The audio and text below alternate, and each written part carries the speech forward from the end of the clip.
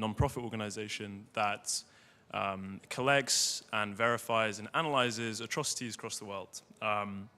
Primarily, we're working in Ukraine, for example, but we also work in other geographies like Afghanistan and Sudan and Myanmar as well. Today, we've got not too much time, so I want to go through two kind of presentations for you. The first will be this OSINT sort of approach to the red zone, also known as the human safari in Kherson. I'm afraid that it's somewhat graphic, I'm sorry, but I've done my best to cut most of it out. And when I primarily talk about OSINT, I'm talking about open source intelligence, which is, I suppose you could call it digital traces or digital forms of evidence collection. What I mean by that is, for example, verified videos and photos of, in this case, war crimes conducted by Russian forces in Ukraine. So, without further ado, we will begin with the story of the red zone and the human safari. Effectively, what we did was, we're inside of these Telegram channels set up by Russians and by soldiers of the Russian army, but also members of the so-called LPR and DPR as well. And what these channels are basically doing is showing, as you can see on the screen, the drone-dropped ordnance of sort of bombing and targeting civilians. In this case, we're looking primarily at an ambulance being targeted by Russian forces, which, for example, they will post imagery and photos and videos suggesting that these are all enemy combatants, right? These are not civilians. And we're able, with OSINT, to corroborate this information. For example, here we have local Ukrainian volunteers, which we're able to basically corroborate that this is the same incident as the one that the Russian channel will be posting. So, effectively, in this case, we're using geolocation, which is the technique of proving where something is, not when something was. That's more chronolocation, to basically prove that this event is happening and to prove the specific characteristics of these events. And here's the video, for example. We've collected upwards of 300 of these videos, also photos, but this is obviously a small part of the picture, as I'm sure you'll all be aware. It's more so in the thousands, but we're based primarily on visual evidence rather than textual information. So, for example, the Prosecutor General's Office of Ukraine will have more of a clear understanding of the numbers. We're only really dealing with the visual side of it. So, looking into these Russian channels, it began kind of in January 2024. There were claims of this creation of something called a red zone, which is a Russian invention to state that there's no such thing as civilians in Kherson and Antonivka, but also further afield in places like Beryaslav. And basically, here's what they kind of say. Movement of any light transport in the red zone means taking measures to destroy it. And effectively, what this is it's a siege by proxy. So it's a way of control without actually occupying a city, in this case, Kherson and Antonivka. This area stretched from Kherson city down towards the Dnipro River and included the expansion last year in August 2025, but also actually in July, this creation of a red zone in the highway sections, right? So the M14 highway, a lot of the arteries that were entering and leaving Kherson, further sort of indicating this sense of control. This is what an OSINT approach to these kind of incidents look like. You can kind of see on the screen here, all of these blue points are verified by geolocation, chronolocation, and then sort of general analysis of Russian targeting of civilians. This includes, for example, civilian infrastructure. It also includes civilians themselves, but also civilian vehicles too. Thank you. And we've collected upwards of 300. Of course, as I say, it's a lot larger than that. So if we're looking through time, we can first see that this trend started with Antonivka and the Dniprovsky district, of eastern Kherson. And we saw this in July 2024. Despite them saying it started in January, it really sort of took hold in July. moved on to central Kherson city, which they colored in orange, not us. And here they used a combination of drone-dropped ordnance, FPVs, as well as the dropping of remote mines. In this case, petal mines, which are more akin to sort of a child's toy as well. Further, they went to further to the west, which increased in 2025, and included, in this area, it was primarily to do with transport links. So for example, trams, trolley buses, and any such way of entering and leaving the city. And then the penultimate two, we have the industrial area, the southern industrial area. This place is targeted a lot by traditional artillery, but also grads, rockets, but also, as we've seen, the transport routes are targeted with FPVs and with drone-dropped ordnance. So, in January 2025, we noticed that Russian forces expanded the attacks to attack civilian vehicles on the E97 highway. They then included Bilozerka, which is a sort of suburb, a village outside of Kherson to the west. And then lastly, recently in July 2025, but also in August, we noted an expansion of FPV drone attacks on the M14 highway, where, for example, the rabbi was targeted as one of these cases. And here we have a breakdown by munition. So you'll notice there's 3 different colors, the first being drone-dropped ordnance, which started, if you can see my cursor, on the sort of eastern side towards Antonivka. Moved towards the middle, you can see a slight increase of the green color, the green being FPVs, and then purple being mines as well. And so what I want to kind of impress on you is this notion of tracking, right? This is something that we can entirely do ourselves, and basically we can identify trends and changes with these kind of strikes. So here we can see drone-dropped ordnance, which is very typical. And this is obviously what it looks like. We're all kind of familiar with this at this point. And then the expansion of FPVs. And these were marked in green. These started a lot more frequently in January 2025. We saw an increase of these kind of drones towards more of the center of the city, but also on the highways as well. So you'll note, for example, right up here as well, this is the E97, which went further afield. And of course, this is what the kind of event will look like. It's very clear, by the way, for us at least, that these are civilian areas and these are very much civilians being targeted. And here you can see a Russian FPV drone chasing a civilian truck in central Kherson. So, mines as well. This was a big problem and has been a big problem.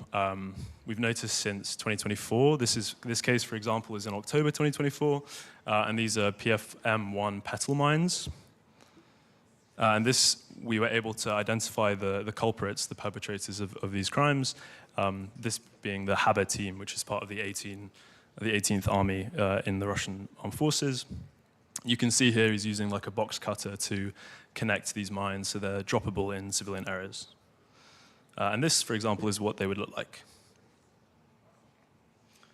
So it's very obvious to us, at least, that this is a very deliberate attempt to conduct a kind of siege, but also it's a form of psychological control and indiscriminate killing, basically. And here we have the timeline of events. And you'll note that this starts in July 2024, and about halfway is January 2025.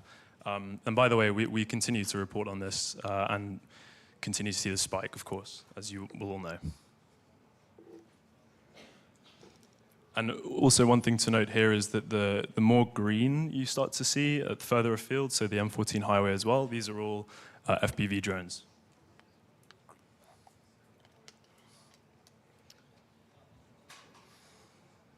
So, penultimate thing I'll cover on Kherson drones is the targeting of emergency services. We obviously know that this happens across Ukraine, primarily from areas of occupied Ukraine by Russian forces. There's something of a directive in this case. We have heard, for example, intercepts from Russian forces dictating that this is a fully intentional strategy.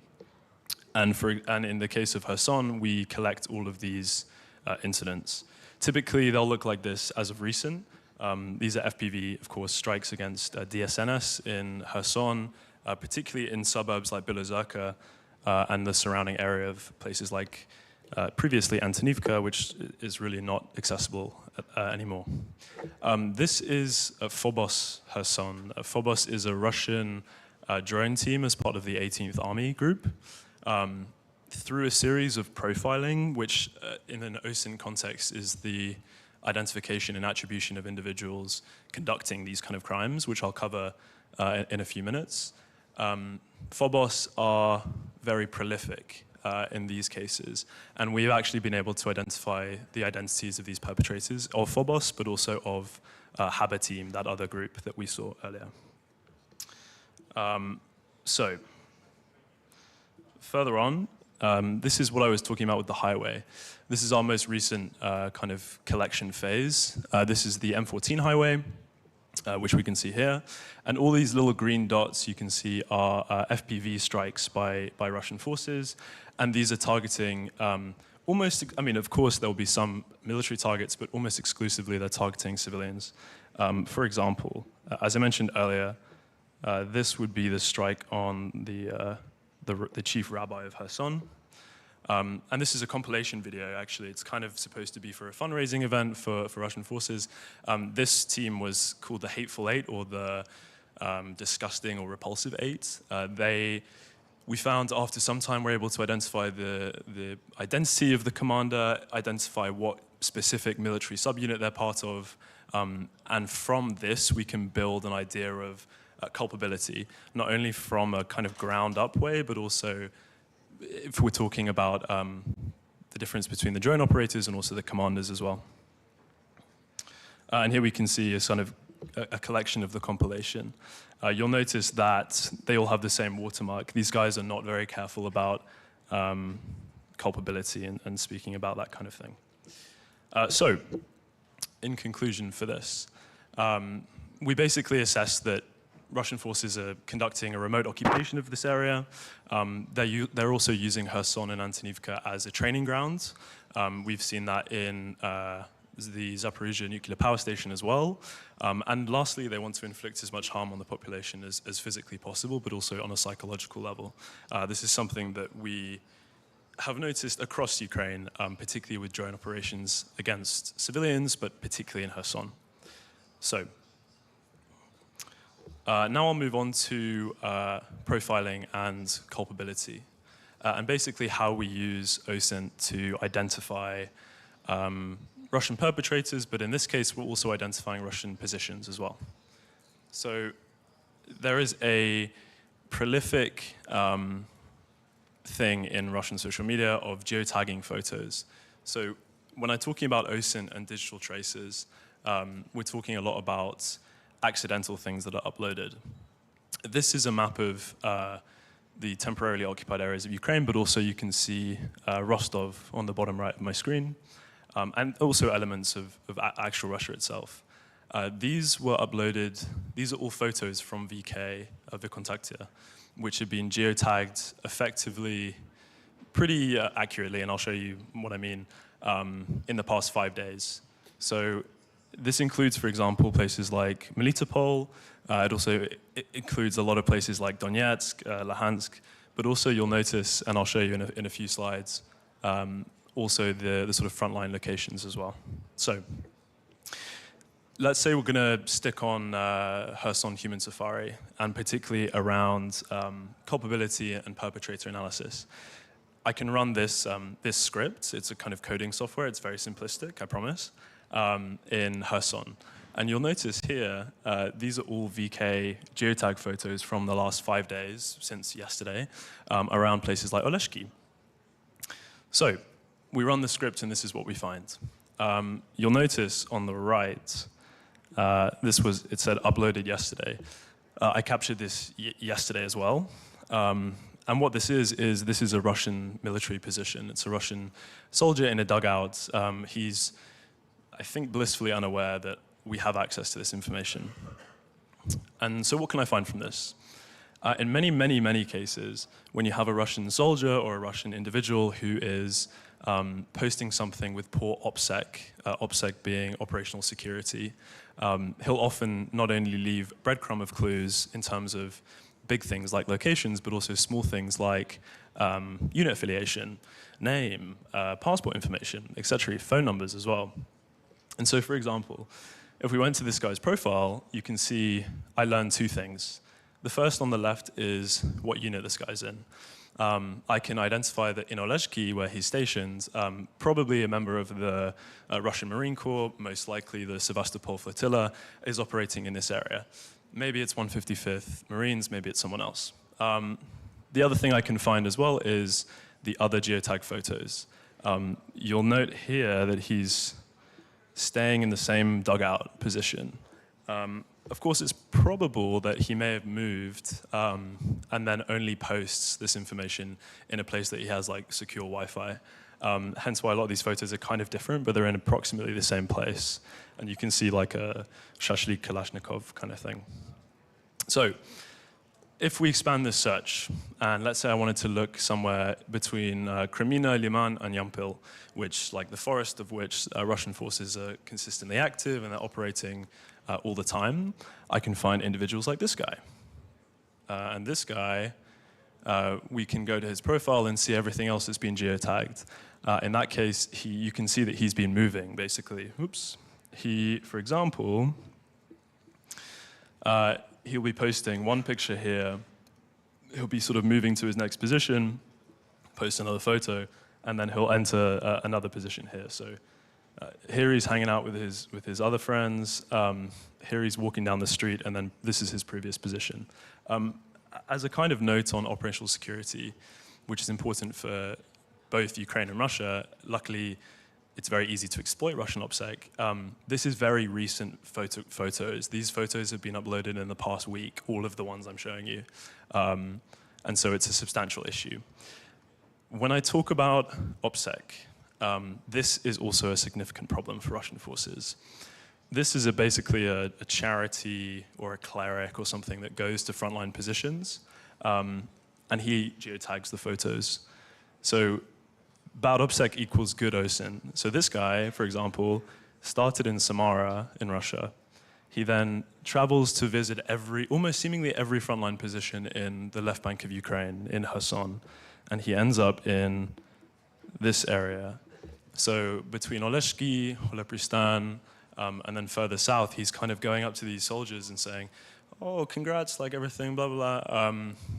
And we're able to capture that information. We're able to collect all of the geotagged information from that, which basically means we can see where Russians are posted, and also those who are responsible for things like human safari. If particularly they're drone operators, it may be more clear to us to match culpability and perpetrator analysis. So, how accurate are these points? The short answer is very accurate. Basically, VK, Vkontakte, has a consistently very good geotag setting. They are, unless there's interference, which you'll get around air bases, etc., they're very, very accurate. So this guy, this was uploaded 2 days ago, he's hanging out in his dugout in the basement of this house. And he also posts another one last week in the same location. So we can, from that, identify, for example, where Russian forces are and where they're going to be moving to as well. So when we talk about innovation and coding, particularly in the context of this forum, we can adapt these kind of scripts. It seems complicated. When we're talking about scripts and coding and Python, it's something that I don't have any formal understanding of, but ChatGPT does. And so what I can do is I can alter the way that it looks, right? So I can say, how about I want to find Russian geotag positions between May 2023 and November 2025. And I also want to set a radius of each point to 50 kilometers, and I want it to be near Oleshki in Kherson Oblast. I can very easily do that. I can create this. And this map is very kind of clear and very recent. And you'll see that there's a kind of circle you can identify in the map. That's the 50-kilometer radius I'm talking about. So this is the result of what I found in the past week from the left bank of Kherson Oblast. There's a lot of a sort of band of merry men who don't leave positions. For example, At the top right, this is in the forest near Oleshki. The top as well in the same batch of forest, but he doesn't really move. These guys on the left and on the bottom were sort of new to rotation, it seemed, and had been there for like 5 days before posting. We know that because they posted previously. All this kind of stuff. We can get a lot of information from them. And this final slide on this, we're kind of highlighting, this is all from the past 24 hours, most from the past 12 hours, I think. So on the top left, the Russian guy, that's near Kupiansk. The top is Kupiansk and surrounding Kharkiv Oblast, and the bottom is sort of towards Crimea, but also in Donetsk Oblast as well. So the point here is that, particularly when we're focusing on prisoner of war executions or the bombing of civilian infrastructure or civilians themselves, you may think that it's very difficult to identify perpetrator analysis, particularly when you don't have the powers of closed source information from the state. But this is kind of proving to you that actually, if enough people, particularly Russians in this case, Russian soldiers, make consistent mistakes which remain unfixed, it's very easy to find that information. So for the last 15 or so minutes, I want to cover a case that we did in 2023, but we updated it recently to identify perpetrator analysis. In this case, this was basically a torture report. A lot of torturing was happening in Izium in 2022 in Kharkiv Oblast. And what this investigation found was, first, the presence of a specific battalion. The next, we identified that Russian soldiers had Ukrainian captives at a known torture site, and we also identified their actual identities. And then also we found 2 other bases nearby torture sites by Russian forces. So we start with school number 6, which is the center of this investigation. This is one of the first torture sites that we investigated, and you'll notice through satellite imagery that there's been a buildup of Russian forces. So the first on the left is pre-war satellite imagery. The next is the 25th of March, 2022. And then the last is the 3rd of July, 2022. And OSINT is not just social media, it's also satellite imagery. And for example, we can see, if I zoom into the center, you can see these trenches that are being built. And this is a school.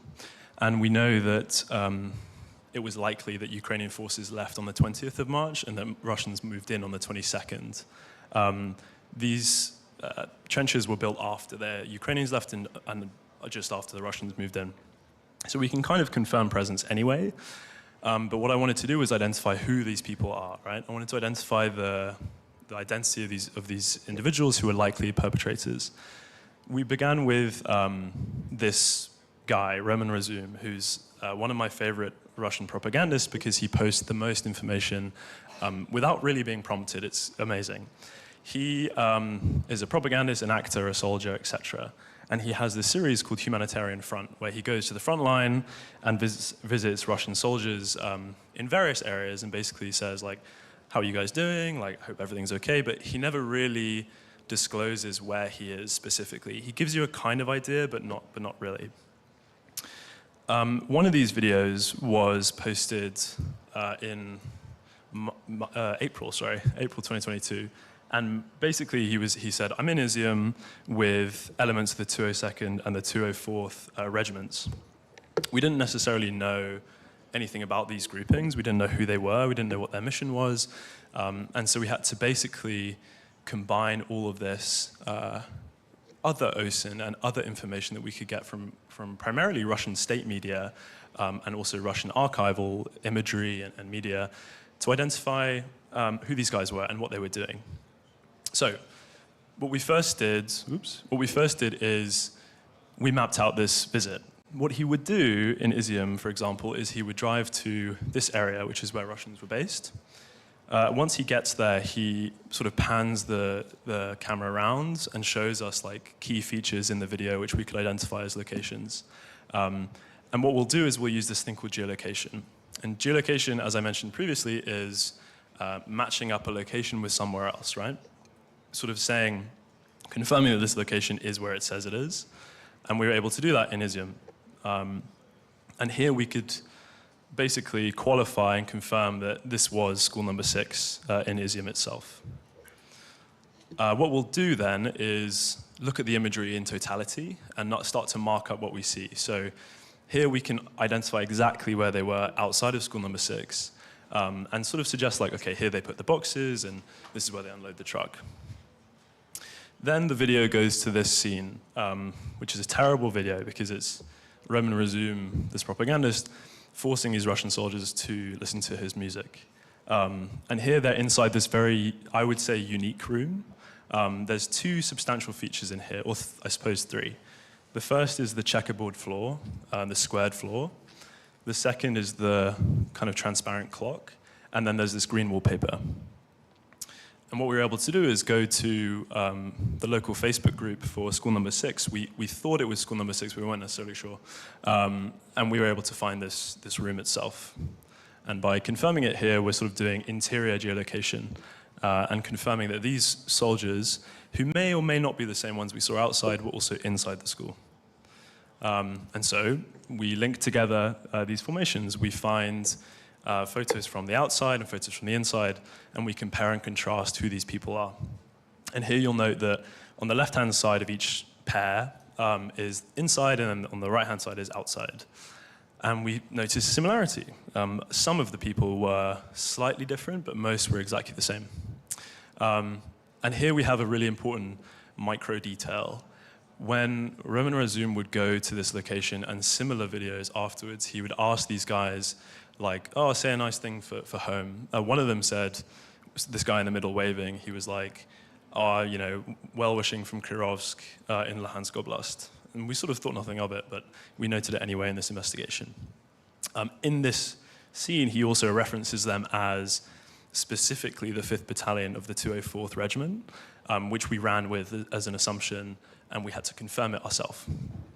So, again, luckily, they were very forthcoming with information, and they left the imagery of the boxes you can see on the left. It says 204th Polk, 5th Battalion, and they also had this Novorossiya patch a few of them were wearing. It was a hodgepodge of people and uniforms, and they looked really poorly disciplined and everything. And so they had 3 different videos, April, May, and June. And when they came here, they did the same thing. They unloaded the boxes, they did the well wishes, whatever. But importantly, they left this information on the boxes. This information is 50-50 between what unit I'm in and my full name and patronymic. And this goes all the way down to the platoon and sometimes squad level. And from that, we can build this, which is an order of battle or an ORBAT, basically saying like, okay, the 204th we knew was there, the 5th Battalion we knew was there, but who in the different sections of the 5th Battalion were there and what's their role? And we were able to make this, it's inherently partial because we weren't relying on information that we would be able to verify as in terms of news sources and everything. This is pure visual investigation and visual evidence collection. And so the last question we wanted to ask was, who are these men, right? We have where they were, which was a torture site. We have what unit they're part of, which is the 5th Battalion, 204th Regiment. But we wanted to identify exactly who these men were. And that is an important part of perpetrator analysis and the identification and evaluation of war crimes as a kind of field of OSINT. So, Roman Razum posted this image. He posted a series of 2 images. This is the first one. It had been previously unknown where this was, but just where you can see my mouse, this scaffolding was also visible in the boxes video when he panned it around. And so we use things like facial recognition to basically do this, which is identifying exactly who they are, where they live, passport information, phone numbers, etc. And within that, we can also attribute them to specific squads or platoons or whatever, depending on what we really want to achieve. Razum then goes inside, and he takes this photo. This photo is, you may not see it, but it's incredibly high quality.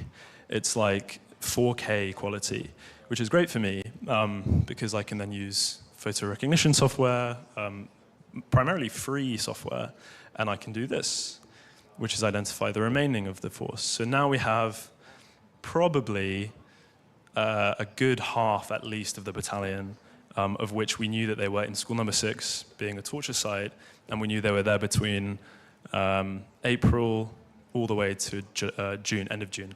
There was one video in July, but we don't really count it. This guy here, this one, he is the commander of the battalion, and he had this really obvious AC/DC, the band magazine on his gun that he'd carry everywhere, so even if he had a balaclava on, you could still see him. And this is how it works. So you may recognize this guy as he was the guy who waved and said, "I'm from Kirovsk." We found his VK page, and he confirms to us that he's from Kirovsk, which is super useful. Important thing to note, kind of boring thing to note, is archiving. Archiving is the most important element of OSINT for preservation of evidence collection. If, for example, I was one of these soldiers, like this guy, and I'd heard that somebody was investigating me, be it SSU or PGO or an international organization, the first thing I would do would be delete my VK. However, when you're conducting investigations with OSINT, as a practical exercise, I guess, you must archive material. What this does is it preserves information. It means that if I want to delete my VK, I simply can't. So, we've got 3 minutes left. Just small thing to add, if there's any questions, first of all, of any of these cases, but also techniques and tools, you're free to ask now, but also you can find me at the corner of the expo. If, for example, you have another question that you want to email our team, please email Yulia Infores or Ukraine Infores, which is our country director, who's right there. But yeah, if not, дуже дякую for your attention. It's been great. Thanks for having us, of course.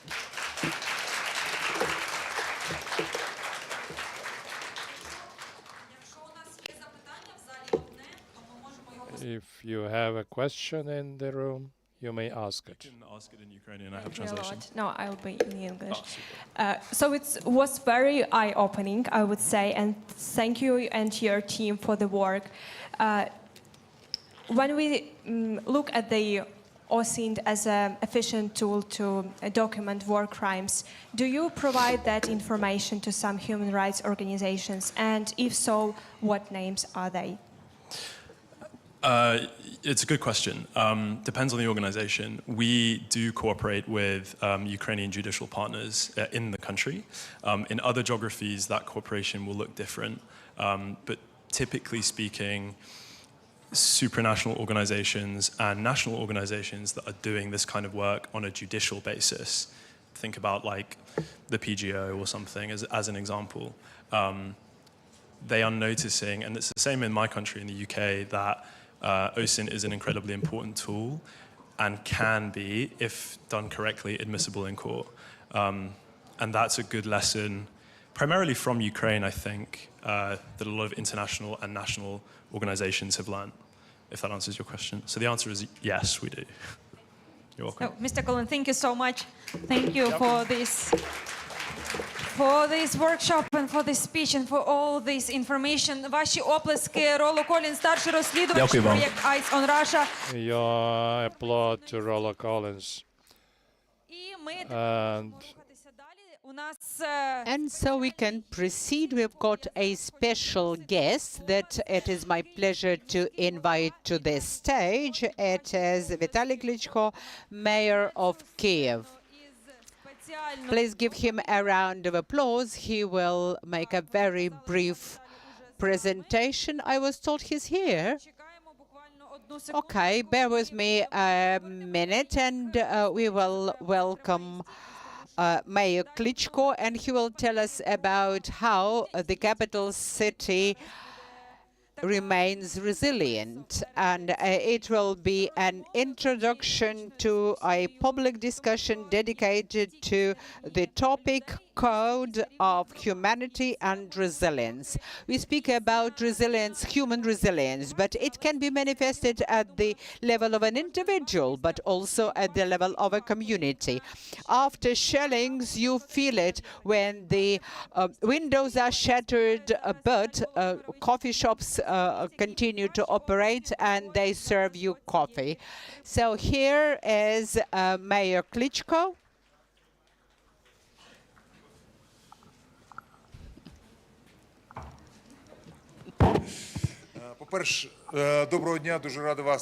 Good afternoon. It's my great pleasure to greet you all. Thank you for the invitation.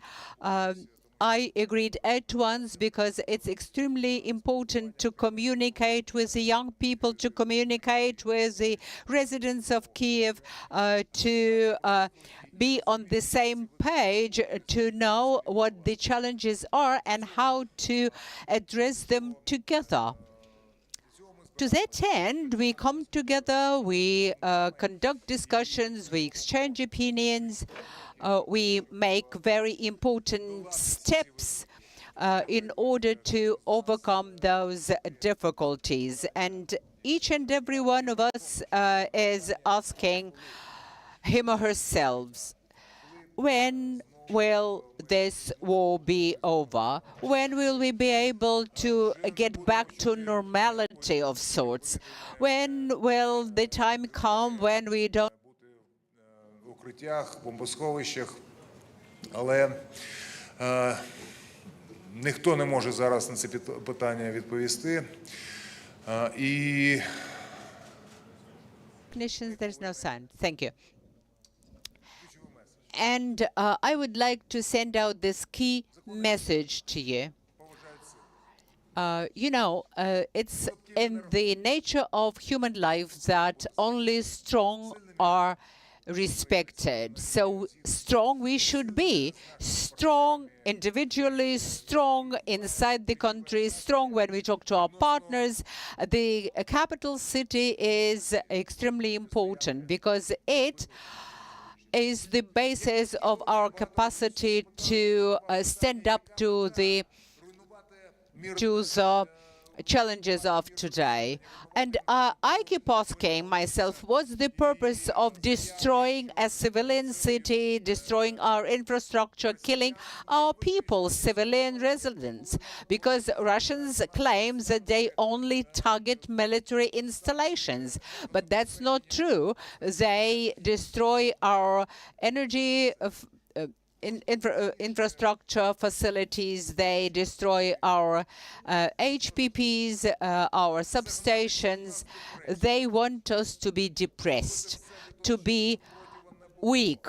They want us to stop resisting. They want us to leave this country and leave it vacant for the Russians. They don't need our people, they only need our land. And that's what they've proven several times, many times so far.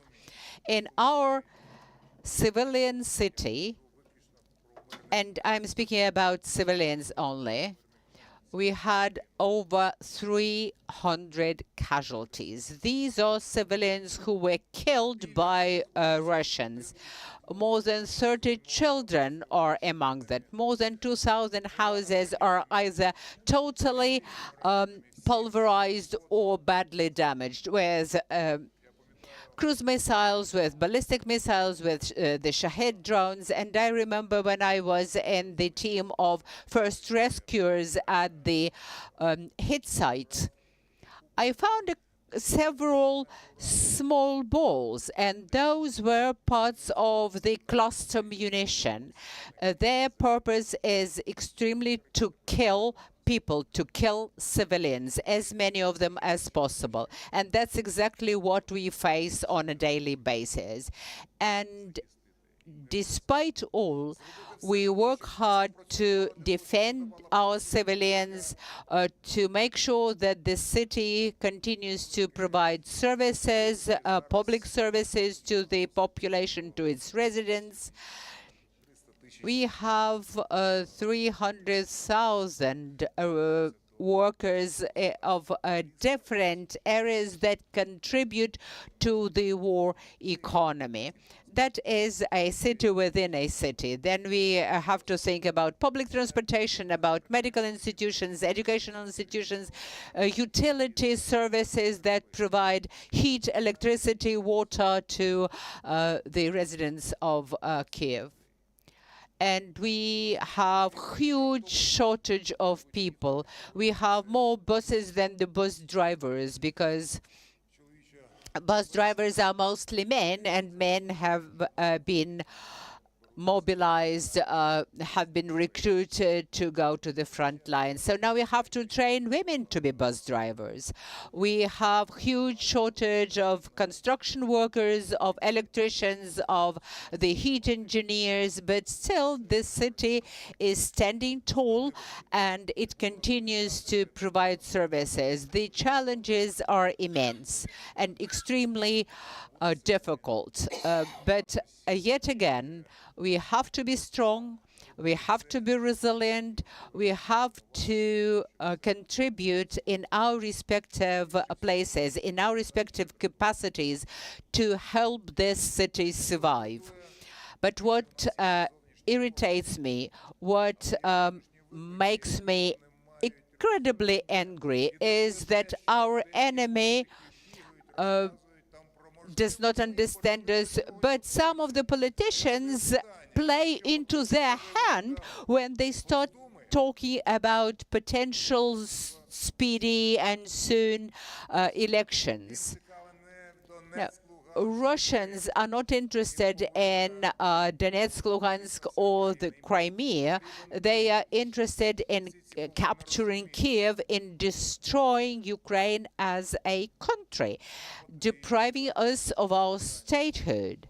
So it is a matter of our future, of our independence, of our sovereignty, and we should do our best to rebuff this aggression, to retain our people in homes, to preserve our country, our sovereignty, and our independence. And some politicians now think about future elections rather than about the future of this country.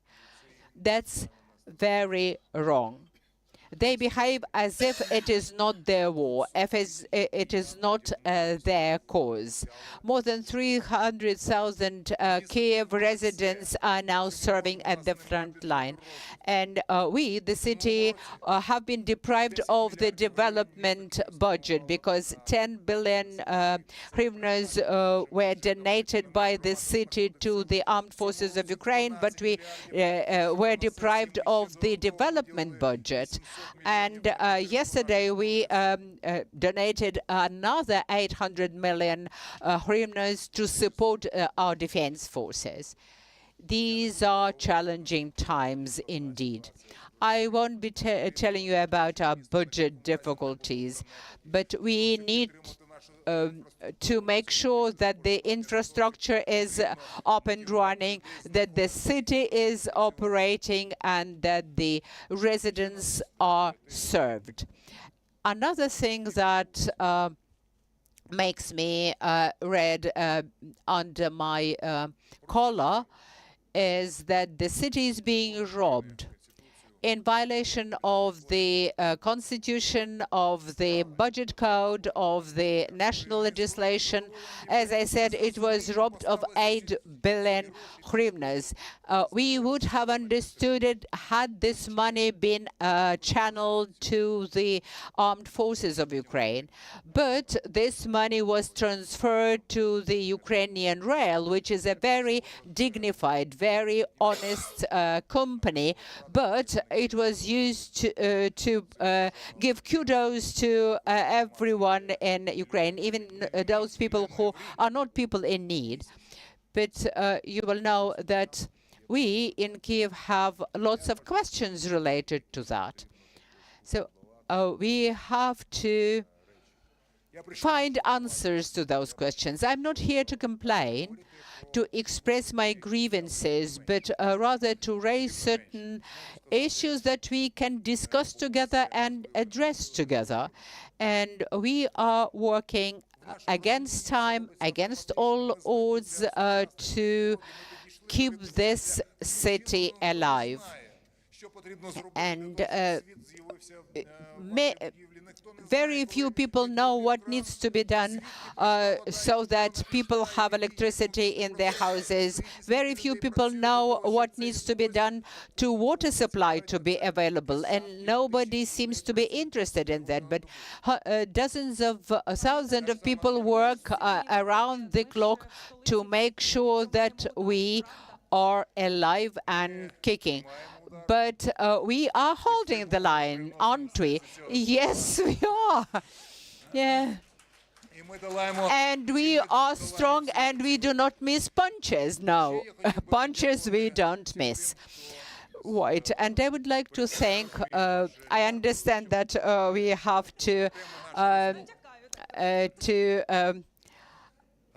finish this introductory speech. Yes, indeed, I will stop soon. You know, the position of the mayor is a demanding one. The schedule is punishing. I used to be a member of parliament together with Arseniy, and the mayoral position is rewarding. Because whereas parliamentarians declare certain good things, we are there on the ground to change people's lives for the better every day. So it is rewarding on the one hand, but on the other, there are lots of things that are beyond your power, that are beyond your reach. And I would have never coped with this challenge but for the wonderful team who support me. So now we will have a panel discussion, and we will discuss the issues that you've raised together. You are a moderator, you can moderate, and I will be answering the questions for it not to turn into a speech. Now, a round of applause to Vitaly Klitschko, Kyiv mayor.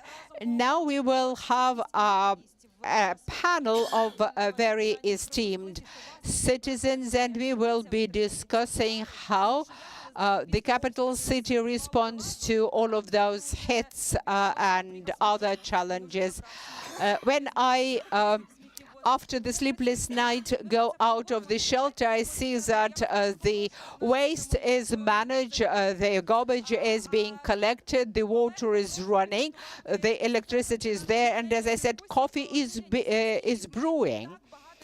So we've spoken a lot about technologies. We are all surrounded by technologies right here and right now, and we see how, thanks to the intellect, how human intellect, how to the technologies we manage to move ahead. So technologically, we are very advanced, but ethically, we turn to Plato's literature, and we still get inspirations there. So in these times, how can we balance? How can we remain human beings, again, despite all of the challenges of today?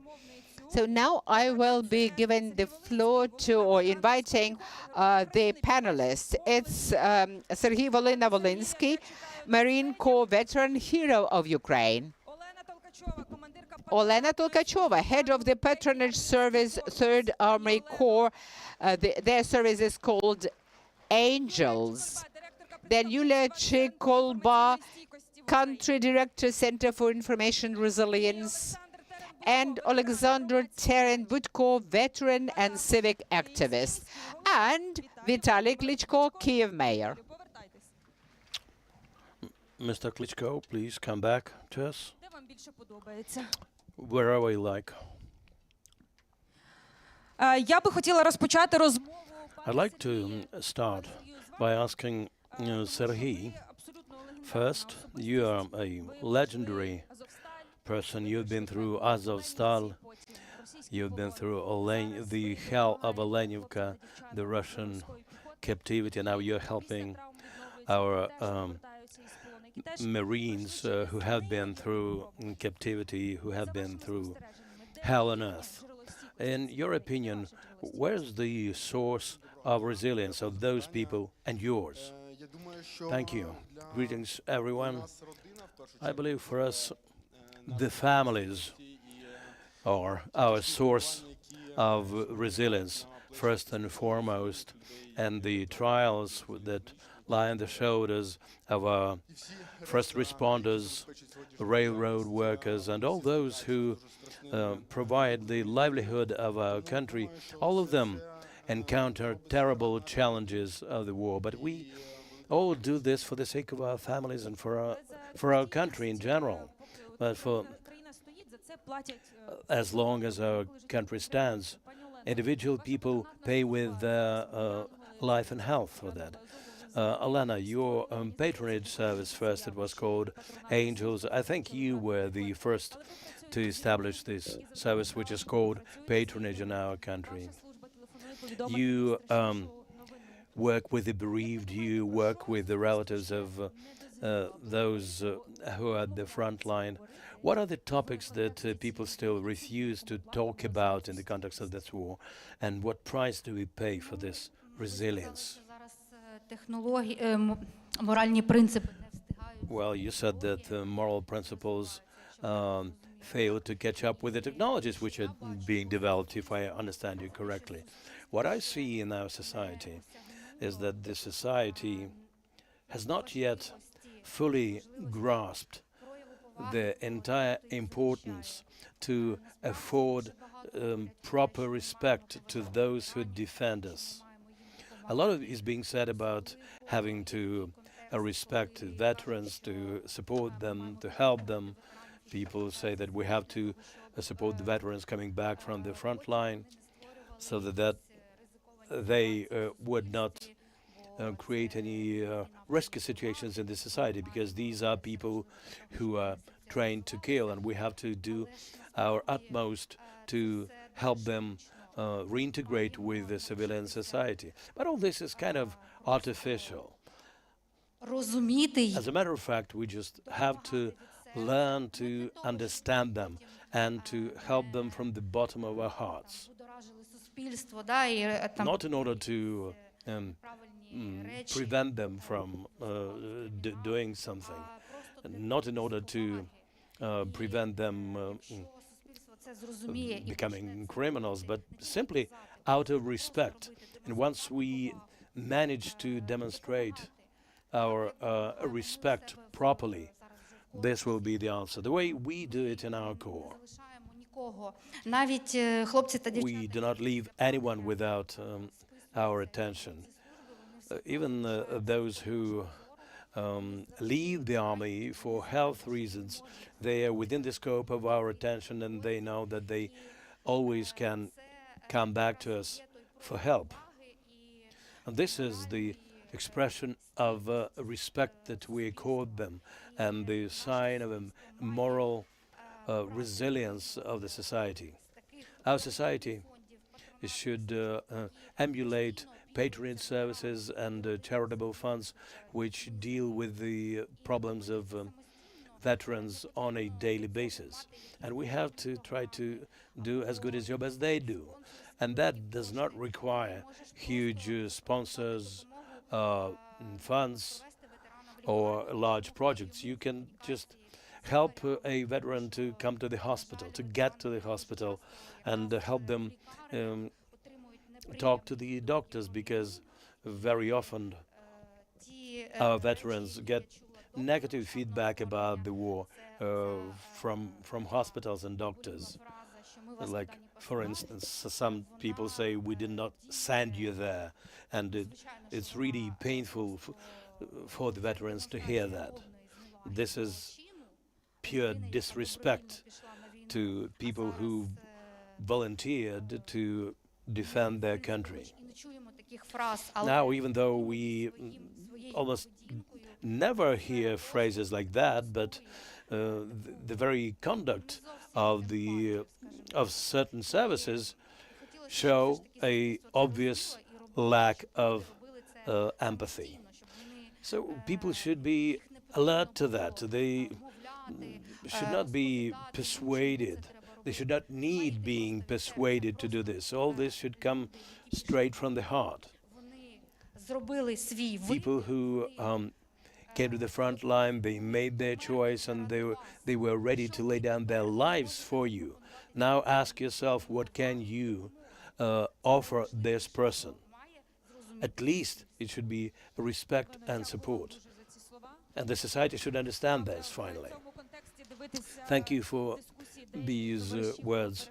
Well, obviously, when some people complain that the streets are blocked at 9 o'clock when we observe the moment of silence, it says a lot. Irina, you were wounded in 2022, and you've witnessed the change in attitude to the veterans in our society. Have there been any changes in these attitudes? Прямим, так, менш красномовним, то напевно, якби Well, I'd like to be straightforward here. If we had some real changes for the better in our society, probably we wouldn't have to raise this issue at each and every forum that we hold. This is not the first forum I attend, and time again we speak about how important it is to afford a proper respect and reverence to our veterans, which means that things are not changing. ми повинні навчитись поважати хоча б один одного. But before we start respecting veterans, we should learn to respect each other and understand that we are all citizens. So we should be mutually respectful. If this is in place, respect for the veterans will come. Just be human, respect your fellow citizens, irrespective of their status, their position, and so on.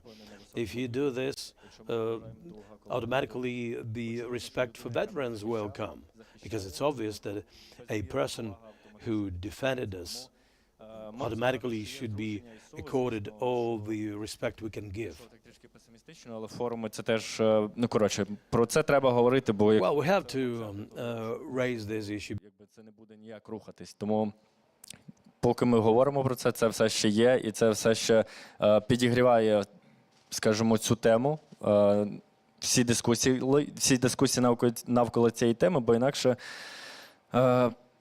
просто багато людей, Many people багато людей, можливо, і не каже, що ми вас туди не посилали. maybe do not say we did not send you there, but it doesn't mean that they do not think so. Maybe a lot of people would like to say something along those lines to the veterans, but they don't, just because this issue is being raised at all the forums and so on. And this is obviously one of the reasons why forums like this should be held, to keep people within the framework of what is admissible. Because indeed, there are cases that when people say things to the veterans which really hurt them. So changes are taking place, but we still have a lot to do in this respect. Thank you, Alexander. Well, obviously, there's a lot of room for improvement, but sometimes we have to give ourselves credit as well, because this is the 4th year of genocidal war against Ukraine, and we're still standing strong. Після обстрілу там уже каву продають. Because we see the resilience of people on a daily basis. No sooner have the shootings stop when we see that coffee is served and so on. What is the basically the source of all this resilience, in your opinion, Mr. Klitschko?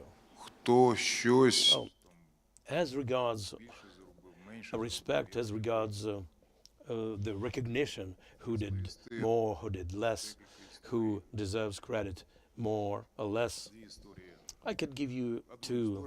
Oh, okay, I can give you one story with the two examples. Психологічно тяжка функція мене як міського голови. For me, as the mayor of the city, it is psychologically very tough to visit the hospitals where our soldiers are being treated. Sometimes they are just children in their early 20s, Без рук, без ніг, без очей. without limbs, without eyes, badly injured. It's tough to see them. На жаль, я повинен це зробити. Even tougher is another function which I have to Але у мене немає іншого. which I have to perform, but I have no choice. I cannot get rid of this function. It Нагороджувати comes with a job, as it were. This is the function of rewarding the parents of those who have perished, за їх дітей. awarding them for Це their military deeds, those who have perished. I'm talking about hundreds of parents, тому що неможливо. and it's impossible to find the right words. Дякую. Пишаємось. We thank you, we're proud of you. It just doesn't cut it.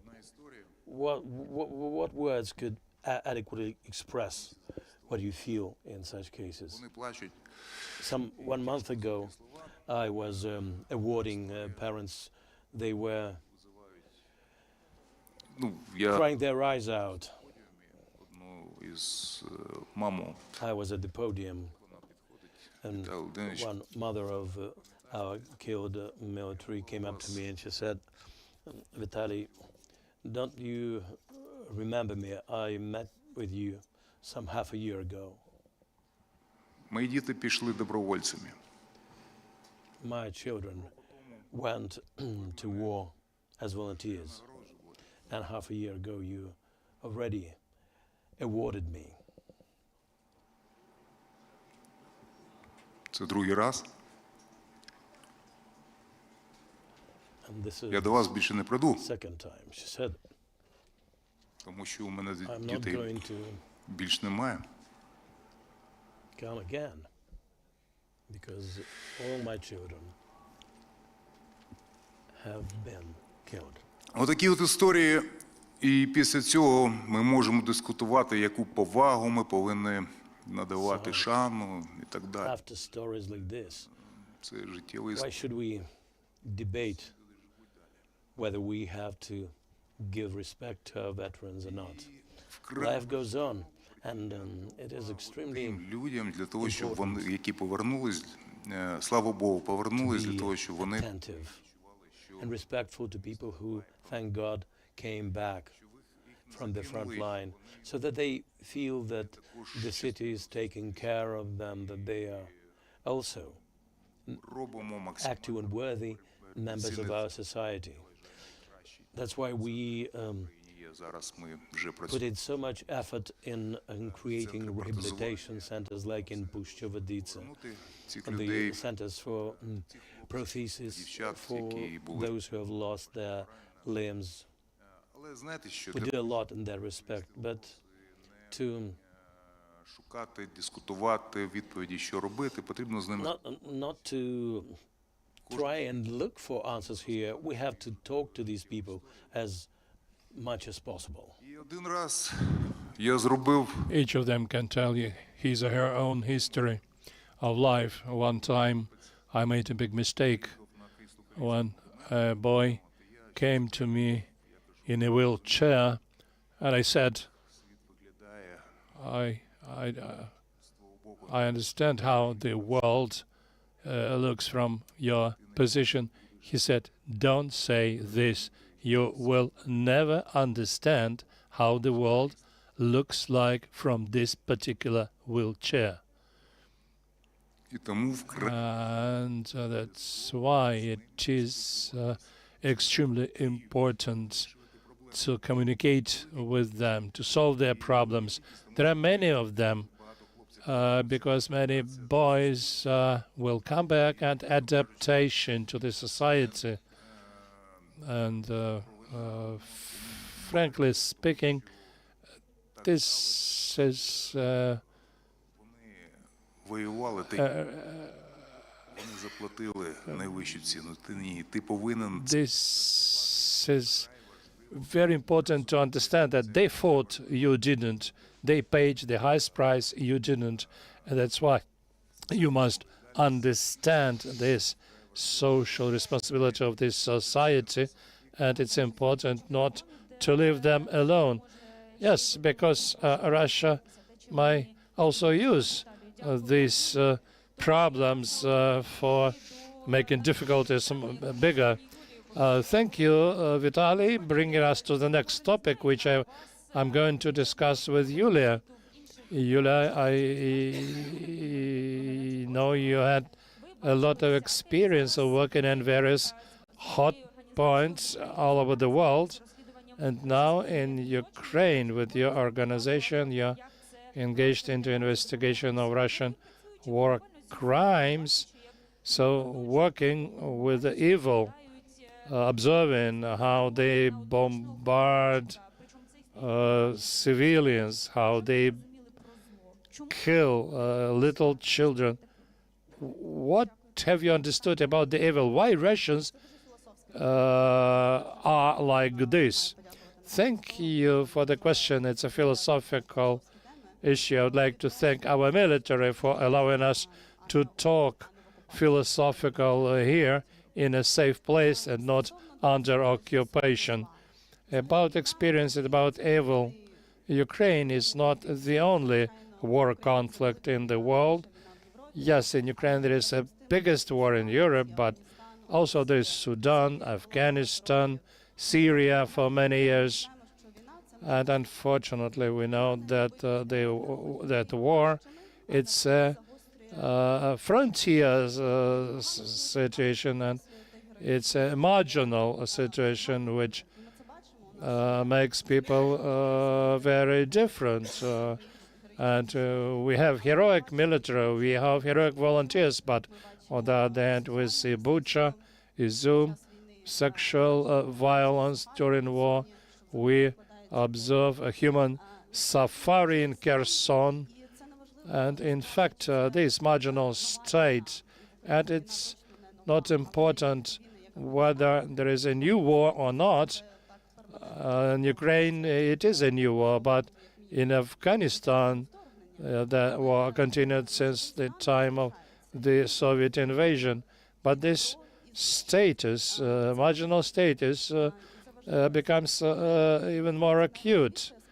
But the most important aspect is the lack of responsibility, because in 2021 I worked in Syria, and some days before full-scale invasion I was in Aleppo. I saw the ruined city, and I understood that Ukrainian cities would become like that. And they became like that. Shasta, Marinka, Mariupol.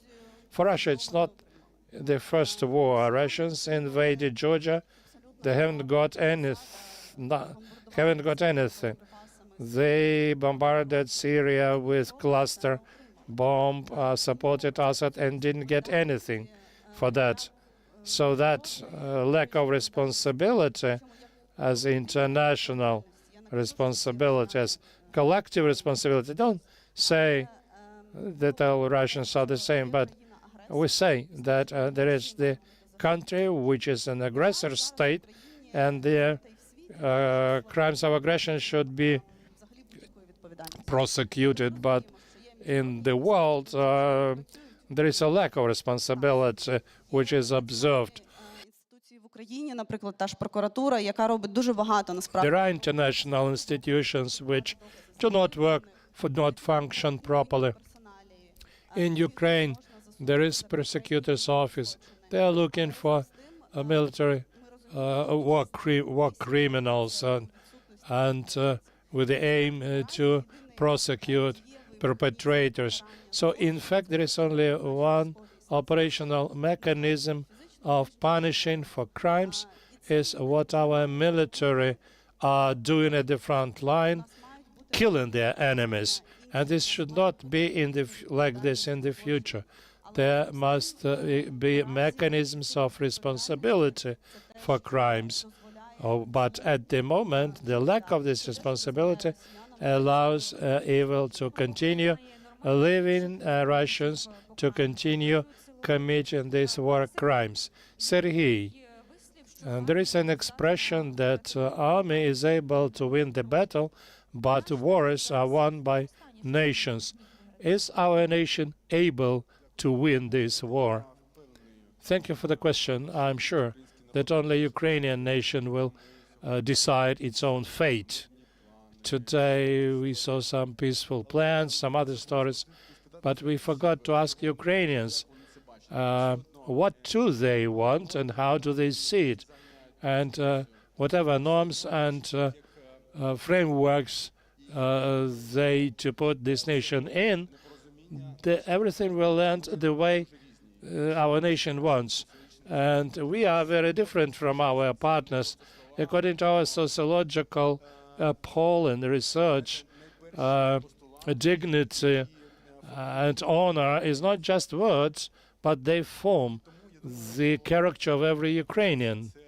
And I think that Ukrainians are the most unusual nation who demonstrated many times that at the darkest times we were prevailing.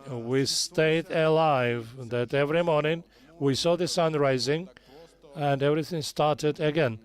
So I'm absolutely sure that Ukraine should be regarded in a different way because we are a historical, very deep and powerful nation. Thank you, and I would like to continue this topic with you because I have an impression that the word victory has disappeared from public discourse for various reasons. Now the objective situation is that not only holidays are approaching, but the front line as well. What do you think? What, in your opinion, is the point to which we should come when we realize that everything was not in vain? In principle, I don't share this vision, whether it's in vain or not, because a lot of my brothers and sisters have died in arms, have died. Those who grew up with me. I observed how they grew up. They studied and recreated at our kids' camp Azovets. Those were kids, boys and girls, who grew up together with my daughter, who is now serving at the 3rd Army Corps. And unfortunately, many of her friends, whom I knew as 10 to 13-year-old kids, they died, they're killed. And whether it was in vain or not, it's just morally impossible to think in these terms. Currently, we're responsible for those people who died, and we have to stay till the end, until we all are killed or die from old age. We must defend our children, because that point when you stop and think Whether it was in vain or not, most probably that will be the point when the nation dies. I don't see any way out.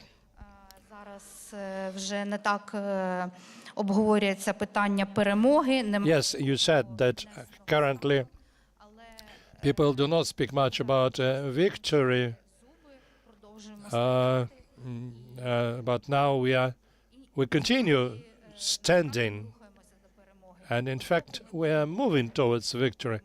And while we move towards victory, we will live. When we stop, we will disappear. Thank you, Vitaly. You want to comment on this? I'd like to add, there is a not easy topic. We successfully defend our country. Why successfully? I would like to remind you, year 2022, the international military experts gave us some days, maximum some weeks, against the strongest army in the world. If you remember, almost for 4 years, Putin has been doing everything, all the possibilities to capture our country, and he can't do this. Once again, I can repeat, while we are fighting, nobody would win us. And that's why these attacks or these attempts to spread depression among the people, everything to ruin everything. But once again, I would like to say nobody will prevail upon us until we fight. Yes, it's difficult, it's hard, lots of losses. But if somebody says, raise our hands up and to give up, that would be not a victory, that would be a defeat. And yes, it's very difficult. It's difficult in the front line. It's difficult here, but nevertheless, they cannot achieve their objectives. A number of times they reported certain dates, naming certain dates, and on capturing, or as they call it, liberating Ukrainian territory, and they can't do it. So that's why it's extremely important to support each other, not to struggle inside between ourselves, but to fight against the external enemy with joint efforts. I can give you one example from my life experience, from my life in past life in the sports. When you box, for example, for the third or fourth or fifth or sixth round, your heart rate is 200, and the internal voice tells you, yeah, there is no strength, you are tired. But at that very moment, you should remember that in front of you there is an enemy whose situation is not better, it may be even worse. Resilience is extremely important component, and this resilience may beat the skills. And I'm sure that we have all the possibilities for this, and we Ukrainians have already surprised the whole world with our will to victory. That's why I believe that we have all the necessary strength to defend our state and to remain an independent state, but not a part of the Russian Empire, which is a dream of Putin. Thank you. So stamina beats skills. Right. If you've been to various countries, compare, and you study different countries, compared to other countries, what makes our resilience unique? As Lena Kostenko said, Ukraine is a unique case. I would not compare that with various other conflicts because it's wrong to compare people's suffering, human suffering. And of course, we don't have any civil war in this country. But wherever I worked, during conflicts, there was no trust, no faith in the media, in the government, and in all of those countries at war, distrusted one another. And where Ukraine is unique is that back in 2014 and in 2022, we got extremely united. We are skillful in building horizontal ties. A forum like this is a wonderful opportunity to build networks amongst young people. So now you are not alone, you have the whole community to support you. So the crisis, true crisis, emerges when there is no such community. What we have retained, what we have preserved is the state, the democratically elected government. And that's not always the luxury that people have in other countries with armed conflicts or at war. I've got lots of friends who used to work abroad, but then in 2022 they returned because it is our war and we have to defend our country, our land. So that's the core and the root of our resilience. I can't say we will win by all means, but we have everything it takes to will. I understand that these are very difficult times, but being united, being in the network, being in the community, we will be strong. And Václav Havel says hope is not the conviction that something good will end, but that there will be good at the end. So what can you tell us about your country, a country of people who went to the front to defend their land? That's a philosophical question. We are such a country. We are a country that every Ukrainian is proud of, that the world is amazed at. And we were given several weeks at the longest, and we are still standing. The nation, the country, the people have been fighting for their true independence, for their territorial integrity, for their sovereignty for decades, for centuries. And this will to be free is invincible.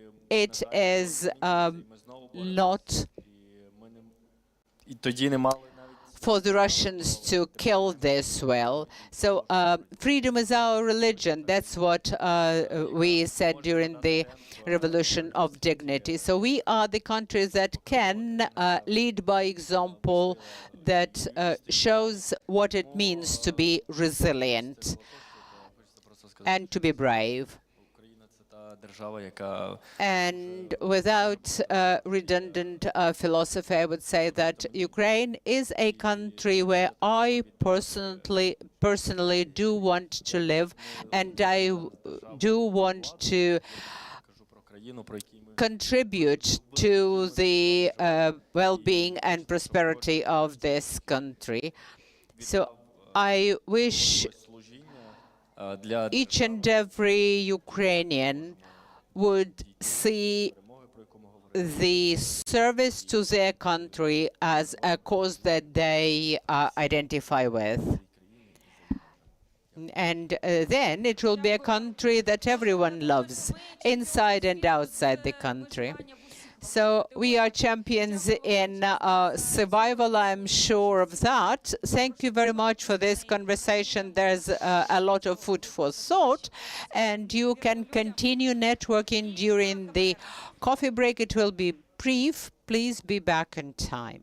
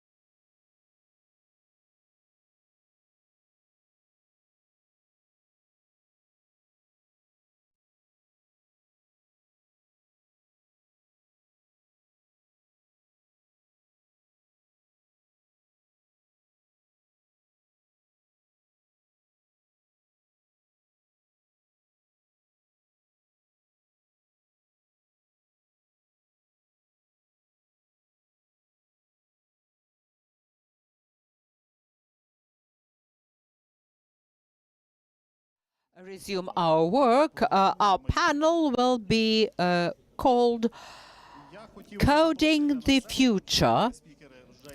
We've got already several panelists on the stage, and it is my great pleasure to introduce them to you. It's Katerina Mikhalko, Director General, Tech Force in UA. Greet Katerina, please. Then Artem Sikhnov, first director of the National Anti-Corruption Bureau of Ukraine in 2015-2020. Thank you, Artem. I also invite Timofey Bryk, rector of Kyiv School of Economics, to this panel.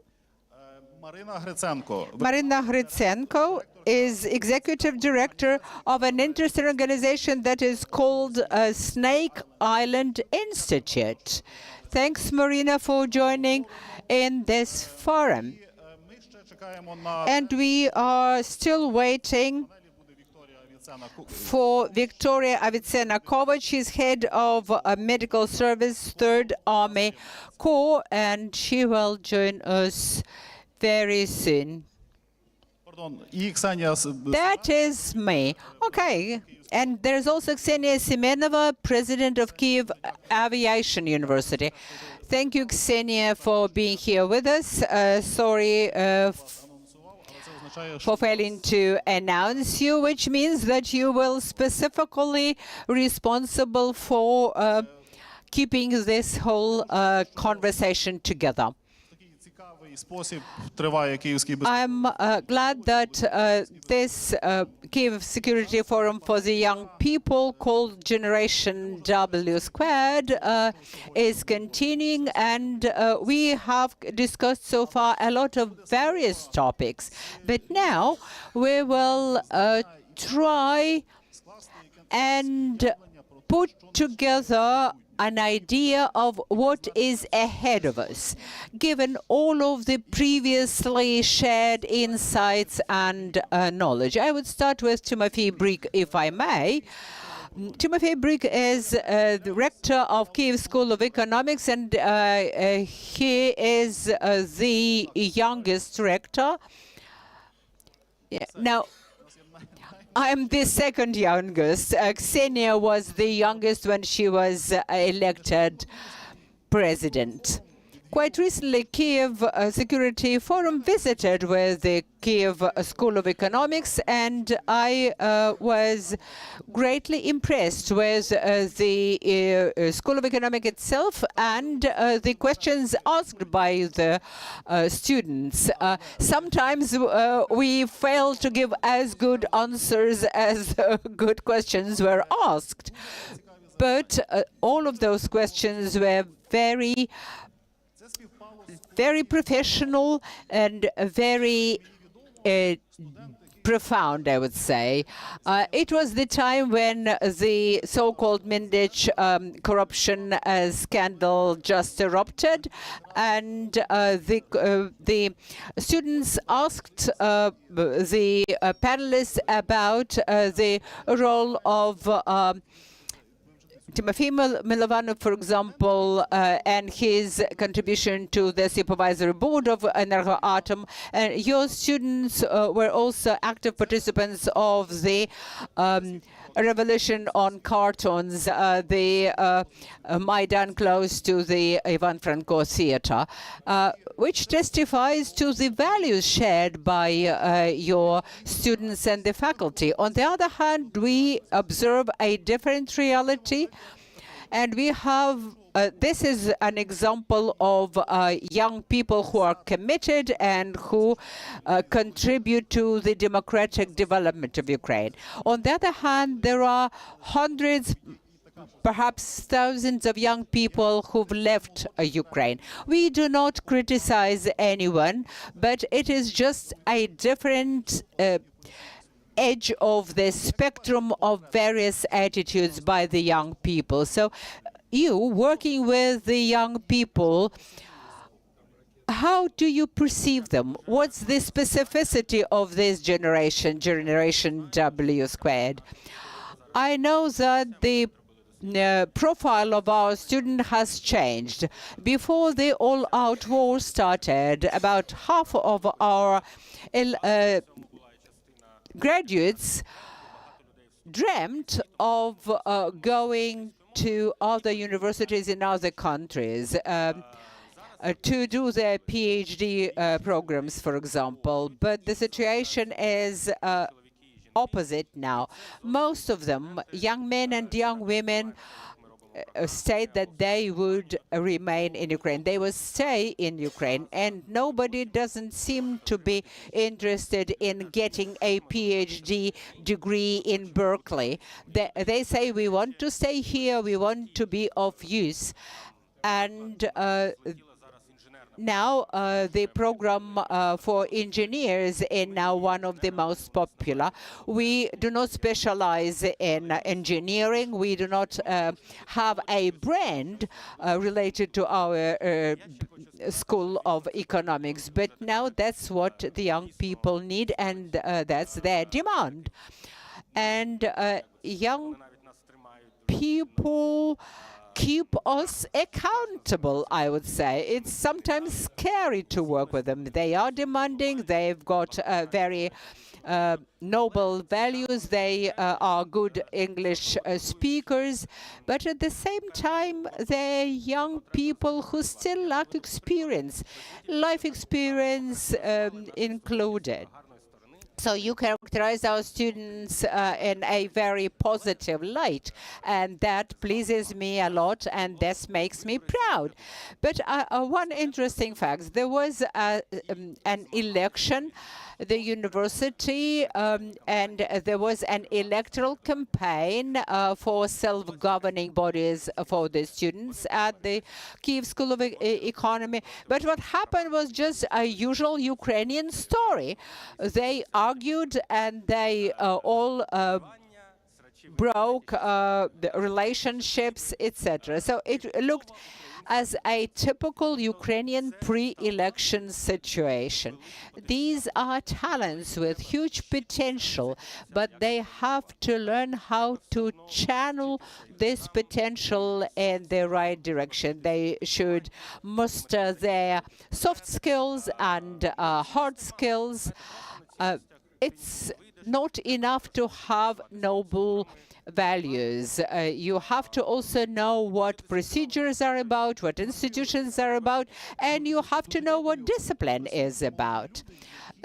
We have with us young people who are tracing successful models. Your school is a successful model. It is a state, a country within a country of sorts, and you are looking for ways to retain students.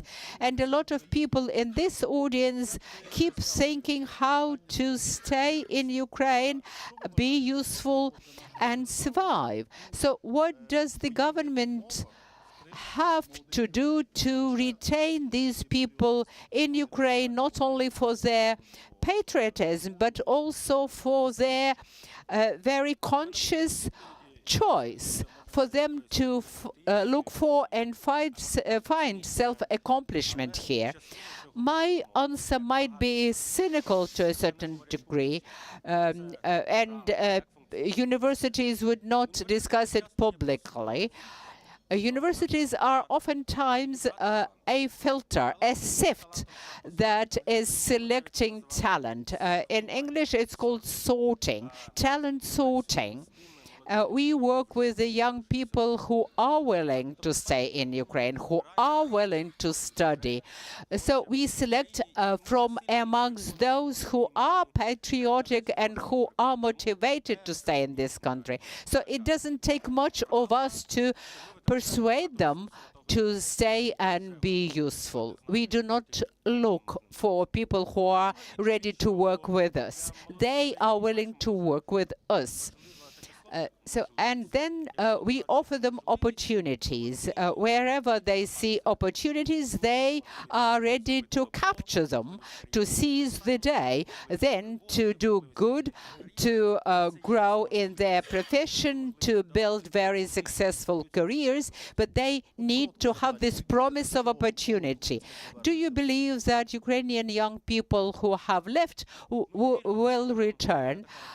I trust sociological opinion polls, and according to them, young adults who have left are willing to come back. At least 30% of those do want to do so. Our next speaker would be Katerina Mikhalko, a bright representative of her generation. And Katerina, she's the director of the Technological Forces of Ukraine company. They have 6 companies, and at the moment there are 80 companies, and they are all actual producers. So, Katerina, I think the audience would be very much interested in hearing your take on this. What is your secret of success and the implementation of this complicated mission that you've chosen for yourself? Well, I think there are things which help me enjoy what I am doing. And in this audience, there are people who would like to have a meaningful and interesting career. And before the full-scale aggression, I thought that there are global markets like the US, Great Britain, the EU, the steady and stable countries in which there are more opportunities for growth. You go there and your salary is much better. There are institutions where you can get education and so on. But as a matter of fact, all this is about a totally different system in which you have a clear-cut hierarchy with a lot of limitations. I think a great advantage of Ukraine, even if we put aside things like patriotism and responsibility for the future of the country, but in Ukraine there's a lot of rational reasons why one should stay in Ukraine, because you can shape a new system, because the system largely is not in place, and this is something which inspires you, and inspires you to create your own place in this system. We work with weapons producers. Some of our companies produce drones. We have up to 100 companies now, and they are the main suppliers of the armed forces of Ukraine. I mean the suppliers of automated equipment, about 30 million drones per year. It looks like a kind of a closed system of production. And I understand that probably I don't look typical for this kind of field. It might look like I shouldn't be there. And no matter what conference I attend, all the attendants, male, some 55 years old, in the same suits, and any person from Ukraine stands out from the crowd. But our reality is such that we have to undertake responsibility from very early age, the responsibility which people in the West undertake when they are much older. But this gives you an advantage, because on global markets you can enter the rooms where you would not be able to enter if it had a different system. So there are a lot of additional opportunities for young people in Ukraine. And this is one of the secrets of the actualization of my talents.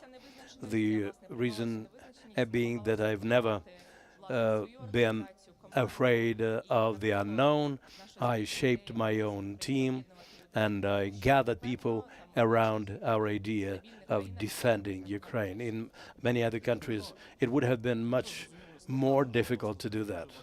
Well, Ukraine lives in a very challenging environment. There are a lot of post-Soviet hangovers and red tape bureaucratic, and all those things definitely make an impact on your sector as well. But you managed to overcome, and we know that Mikhailo Fedorov is being considered for the position of the head of presidential administration. What's your take on this idea? I think Mikhailo has done a lot for drone production, and I respect him very much. In politics, I very much respect the people who can take unpopular decisions. Like he took a decision for people who produce drones to make more money. It was an unpopular decision, but the industry is very much grateful to that, to him for that. We understand that in your sphere, a lot of problems have piled up. And this is a question of survival, whether we will be able to make it or not, because defense technology is really key. And if we have a good defense industries, this is part of our security guarantee. If there were people from the government, like the presidential administration and the Ministry of Defense, if their representatives were here, what would you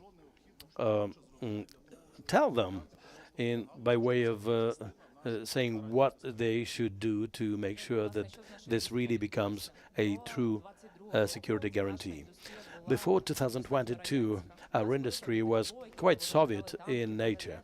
We produced tanks and armored vehicles, but this is a classical field. A lot of countries produce armored vehicles and so on, but Russia is a very serious enemy, and they can afford send hundreds of thousands of people to the meat grinder.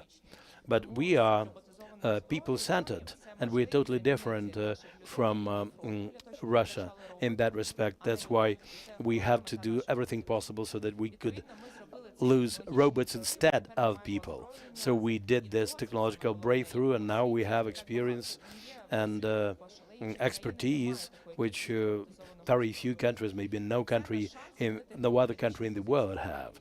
And this is a chance for us to change the geopolitical position of Ukraine, because being an international exporter of weapons and high-tech products, this is really a top position. Only the US, Great Britain, and some other major countries like Russia and China are active on those markets. So Ukraine can have this lever of influence and provide defense products to other countries. It's very important to integrate our sector in the Western world so that our company would be able to launch joint ventures. And that could be the first industry which would be integrated in the EU before Ukraine as a state does so. For us to make it happen, there should be the stabilization of the front line, or the ultimate end to the war. But our industry is very much needed for our partners. This is the first time when we can add value for our partners. We normally just begged for money from them, and we looked like victims.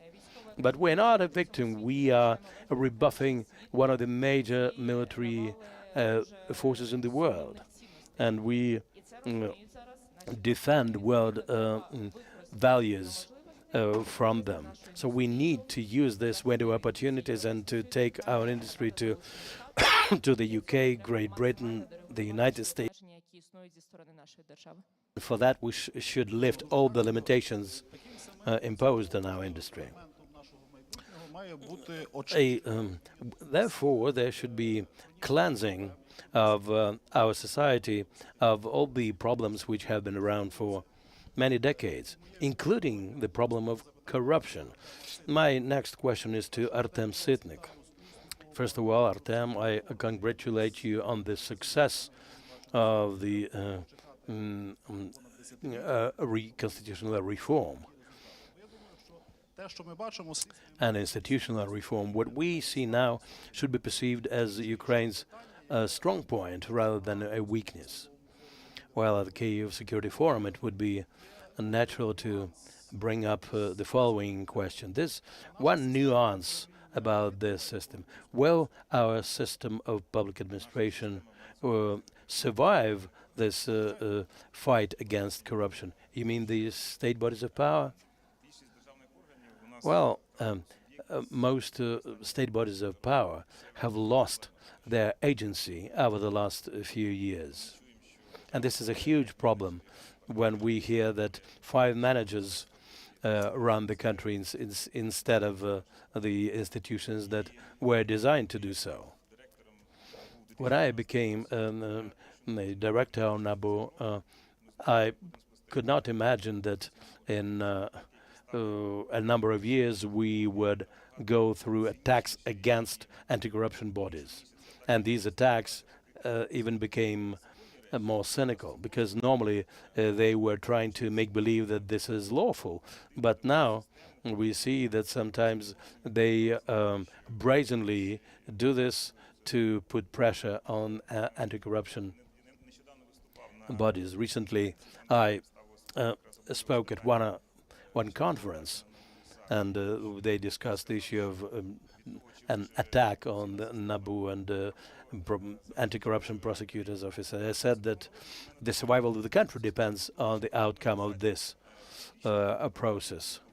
We had a dilemma in the past whether we have to be public about issues like corruption, even though we are fighting now against the formidable enemy. We should be open about this. In 2022, people normally said that we have to prevail in the war and then we'll sort out the corruption issue. I've always said that without combating corruption, we will never be victorious in this war, because this is about providing enough weapons and munitions to the front line. The latest surveys that I saw, that some 80% of respondents say that we have to focus on this issue even during the war. On the one hand, I thought that once we established anti-corruption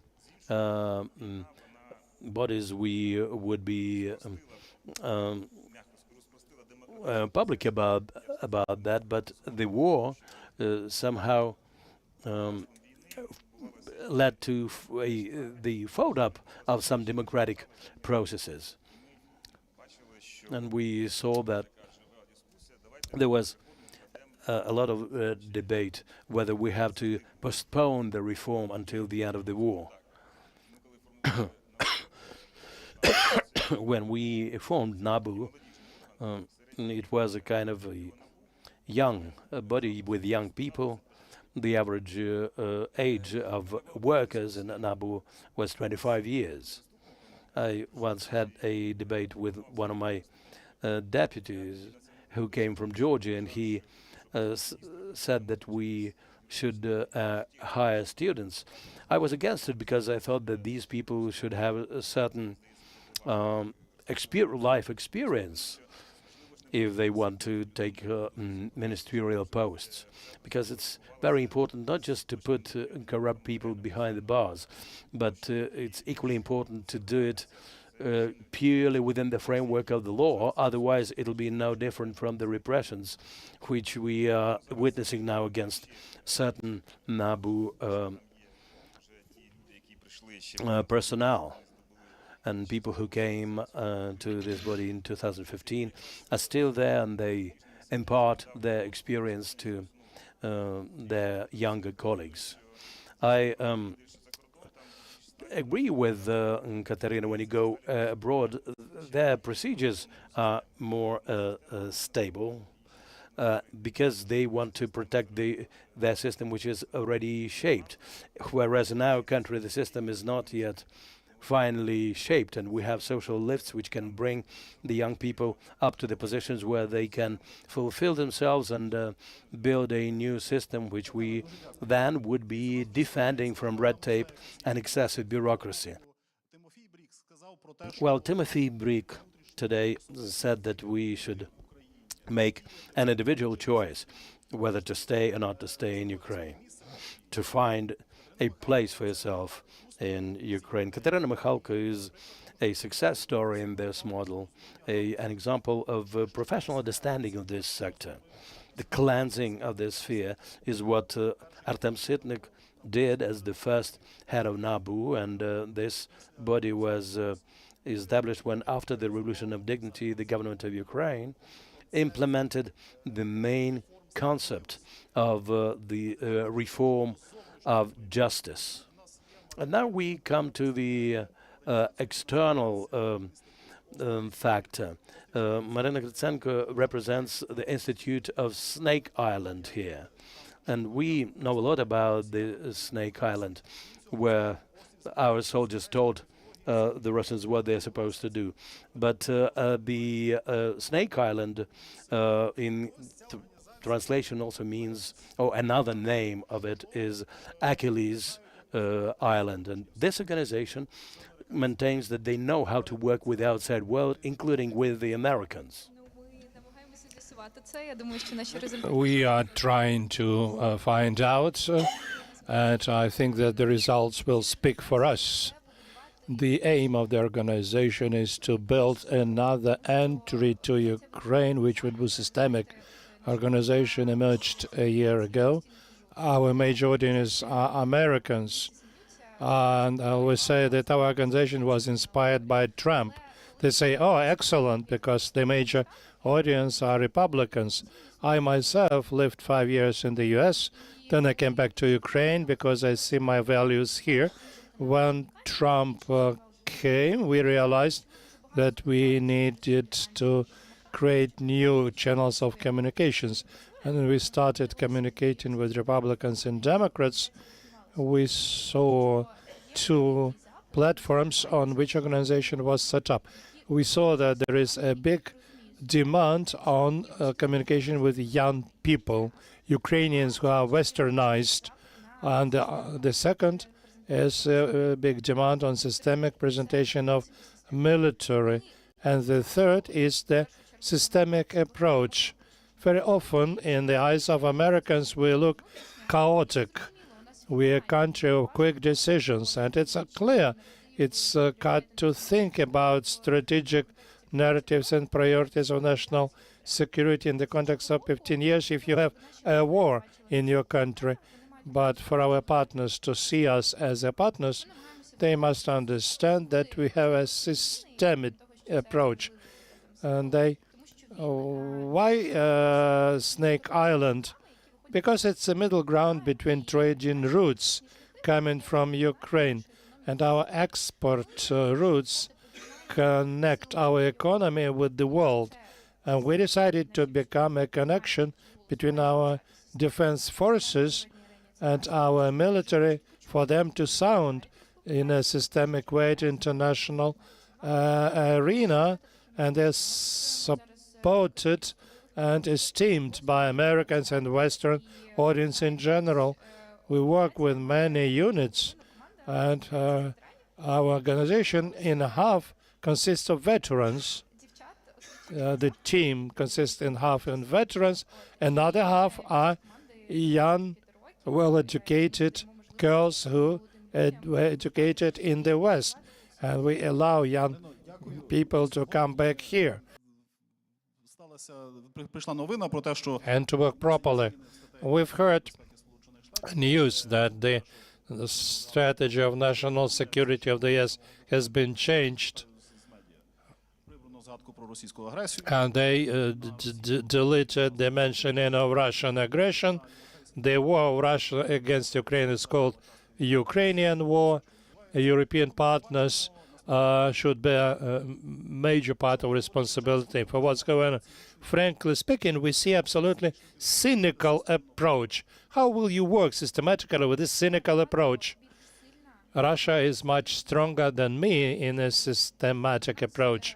At any level, a couple of years ago, most of a major part of our advocacy was like this. We come, we make photographs, which raise ratings for us here in Ukraine, because we post this in the Facebook in America.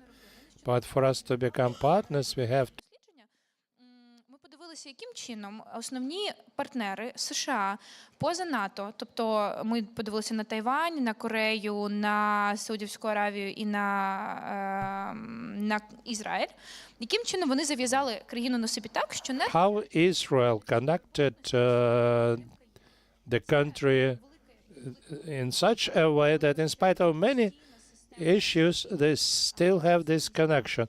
This is because of permanent institutional presence there. It's building of routes and channels which would not be political.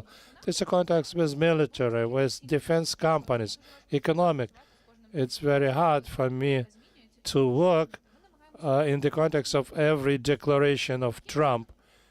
We need to build our presence. First of all, because of analytical work which we do together with military, our information about our military achievements, their priorities, our priorities. For instance, the topic of Black Sea is very interesting for them because it may come to the issue of China and Pacific.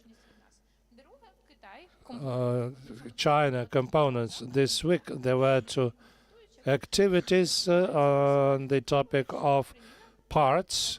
America is very much interested when Ukraine comes and says, we see how your reliance on Chinese parts exists.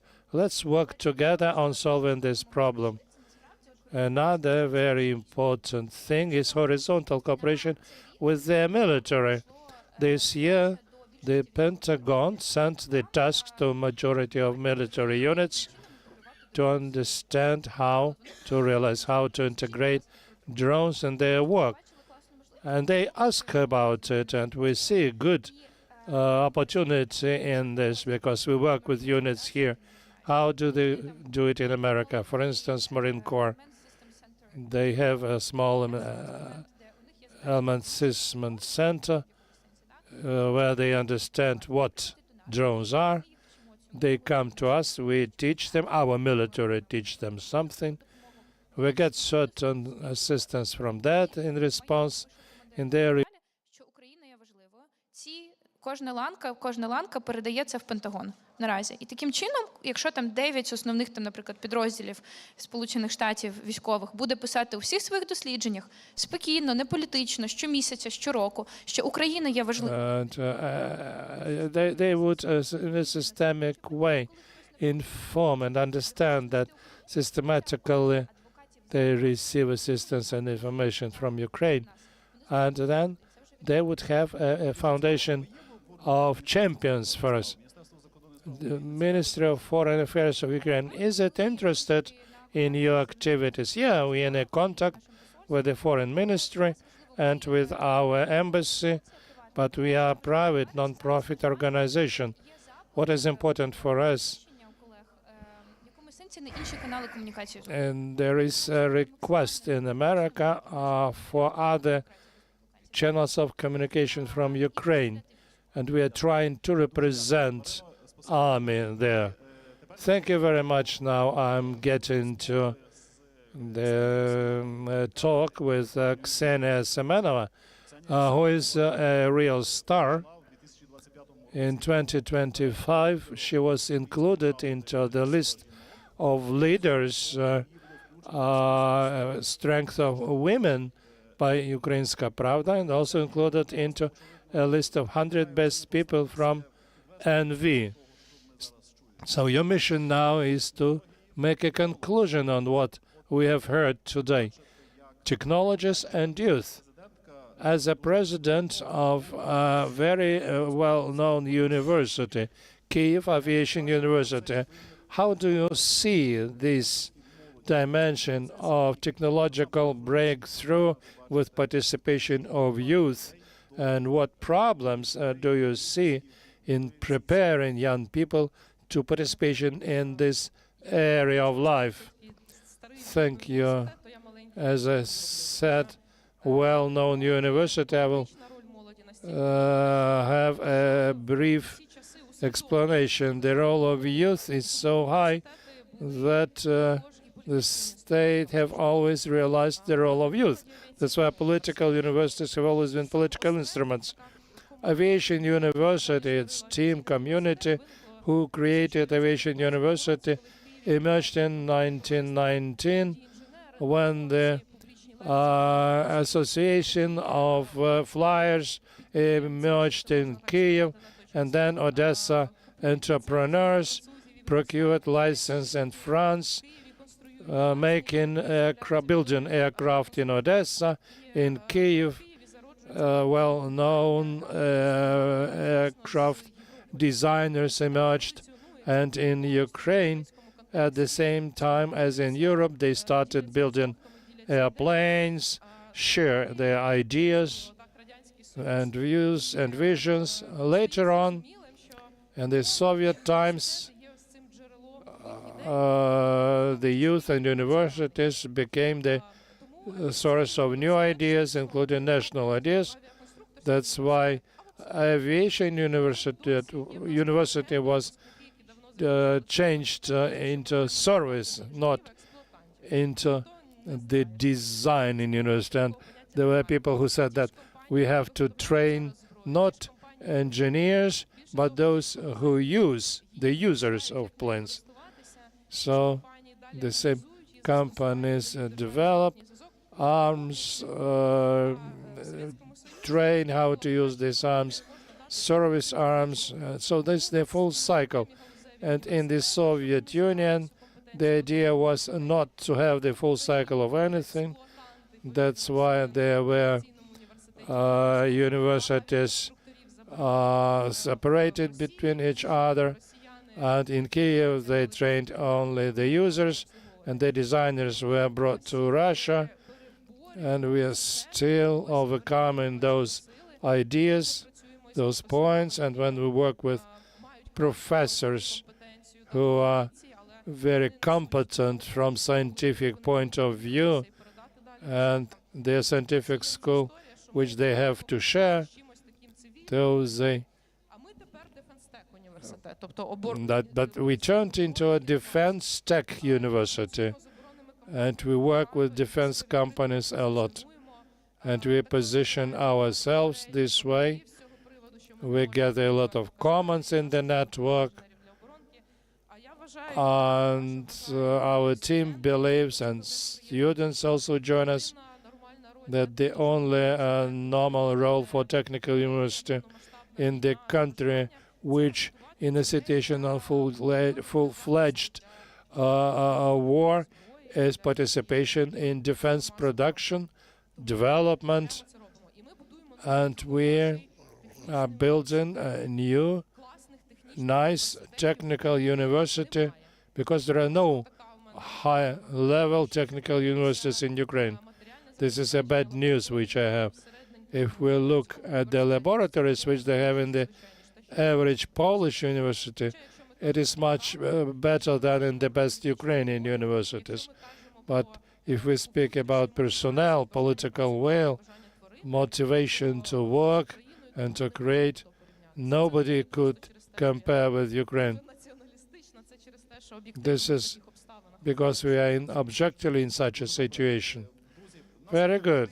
We have a possibility to ask 2 questions from the audience. Please, you may ask your questions. Ask brief and concrete questions. My name is Artur. I would like to get deeper into the topic of Ukrainian youth in Ukraine and abroad, because I now am working on the state project aimed at bringing back as many as possible young Ukrainians to Ukraine. And Timothy said that 25 to 30% say that they would be able to come back. The question is, do we believe that this percentage can substantially be increased? And the second question, what concrete steps should be taken by the state for this to become a reality in a short and medium-term perspective?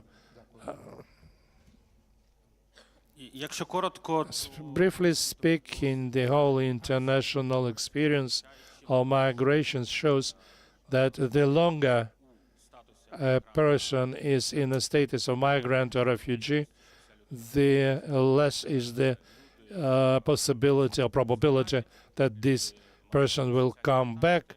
People get new contacts, socializing, children go to the preschool, school. It becomes more and more difficult to come back. Speaking about youth, young people may open new career paths over there. I don't think we'll be able to increase these figures. We have to fight and to struggle for keeping these figures. But this is a normal figure. I'm not going to dramatize what should be done. I would express my personal opinion. I don't like when we say immediately, what should the state do? I spoke about society and markets. I think it's about business, it's about jobs, it's about opportunity to establish your own business or to join business. I think that a big role will belong to local communities, and from the point of view of the regulator, this definitely would be a question of housing and business climate.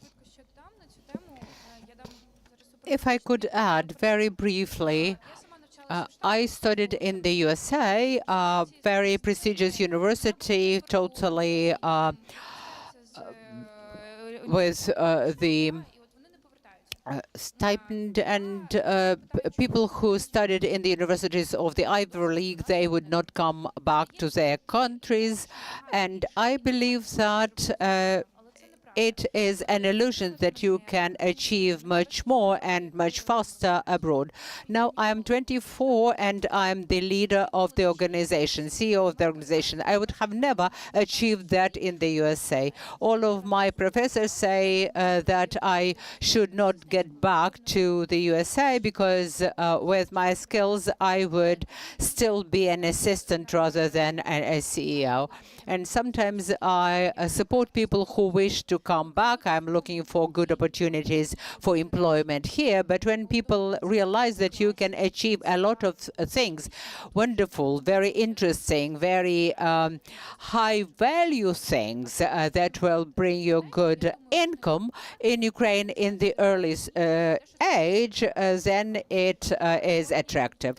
So then I was doing my bachelor's program in New York, and I returned to Ukraine every summer for the internship, and that's exactly what helped me retain my contact. And when I graduated from the university, I knew where I want to be.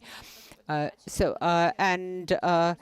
I have got a program not related to security advocacy. It was the internship program. A guy from the University of Alabama said that he would like to come to Ukraine and spend summer there, and he would then seize his career as working in the intelligence sector.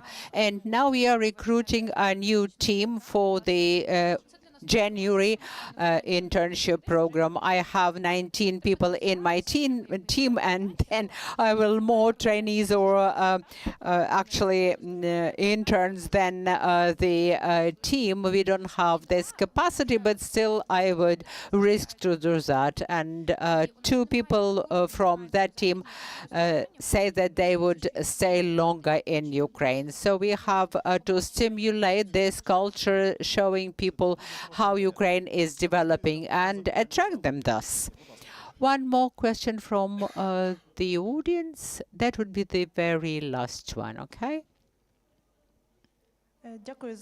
Thank you very much for this opportunity. My first question was asked by the colleagues there. My second question is linked to it. Artem said that public authorities here from time to time lose their agency become dependent on the groups of influence? How can we put in place a whole system of checks and balances? I watched the very recent session of Parliament where they voted for the budget, and after this vote there were several more issues to consider, but the MPs kept asking the Speaker whether they were going to discuss some of those issues or whether they would be voting with no discussion. That seems strange because the Parliament is a place where people parle, that's speak, discuss. So how can we change this culture in this society? The absence of checks and balances is sometimes an element of speedy decision-making, but then this decision-making system can sour because of the lack of checks and balances. So, and with the whole entire democratic world is based on the framework of checks and balances. Now the Parliament feels freer, much freer after the publication of those tapes and after the scandal. But before that, the members of Parliament did not have this practice, this custom of discussing things, because they knew that decisions would be actually given to them as ready-made things. And if one political force is entitled to form the government, then the government would not consider cases and will listen to the presidential office. I remember how it was when Arseniy was prime minister. Various political forces came up with their ideas, then the government had to discuss it, they had to look for compromise, and that was beneficial to all. That's the way of introducing checks and balances. And now we see that mono majority is detrimental to democracy. And I hope that a true coalition will be set up, and then they will appoint a truly coalitional government. Thank you very much. That would be the end of this panel. But I would ask all of the panelists to give a very short answer to my question, and it sounds like this. We are all of us are looking for the source of optimism, for hope and strength. What's your expectations of the upcoming year? This will be a great year, particularly if everyone who is present here will do their best to contribute to our joint cause, for us to survive as a nation. It will be a hard year of hard work and satisfaction from the results. You won't be bored. That I can promise you. Yeah, that's a tough one. I don't know how to answer it. I am an optimist, and in the darkest times, I think about good things. And I think that we are about to enter a period with the new definition of this future. Will there be a ceasefire? Will there be a truce? Will it be beneficial to Ukraine or not? So we will always be facing very hard choices, and we will have to draw our match. It will be the red horse or fire horse. Yeah, it will be a decisive year, I think. And I hope that Ukrainians will be consolidated as they usually are when they face such challenges. So we will win maybe this year, next year, I mean, in 2026. I recollected several moments of 2022 when I told myself that the all-out war makes me think that it might last my entire life. I hope it won't be so, but this supports me in my everyday activity, because the reality is hard and we cannot actually suspend our lives, our living, our activities, and we have to treat life realistically. And I also recollected the words my boss once told me. It's Alexei Sobolev, who is the Minister of Economy now. He said, it's so exciting to have one goal for the entire life, just to make sure that Ukraine retains its agency and eventually wins. It's very good that we, in this young age, can get this goal driving us ahead for the interests of Ukraine and our exciting future. Yes, we are happy people indeed. Yeah, I am guided by two principles that I will share with you. If you don't like something, change it. And the second one is be at the front line or work for the front line. And I hope that you will share these principles and you will find an opportunity to achieve certain impact. Back in 2022, we all felt we were citizens of this country and that we matter. We can make a difference, and we can make a difference for the front line, and we can make the difference in the rear to change what we don't like by being helpful and useful to the country. Now we have this opportunity to discuss all of that because our young men and women, and not very young men and women, are there at the front line fighting for us. Thank you. Thank you. It was an inspiring panel. So let us give them a round of applause. Marina Gritsenko, Katerina Mikhalko, Artem Sitnik, Timothy Brick, Ksenia Semenova. Thank you very much to all of you. And now, without any breaks, we will have another discussion. It will be a concluding discussion.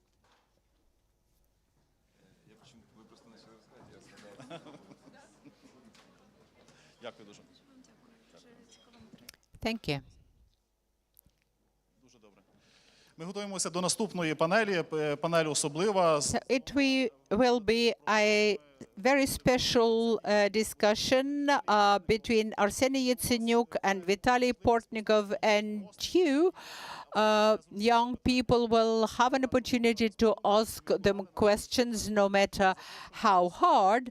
So it is my great pleasure to give the floor to Olena Konopla, who is the communications director of the Open Ukraine Foundation. Вітаю. Olena, over to you. Good afternoon, everyone.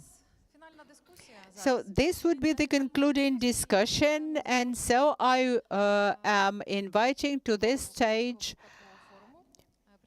Chair of the Kyiv Security Forum, Prime Minister of Ukraine in 2014-2016, Arseniy Yatsenyuk,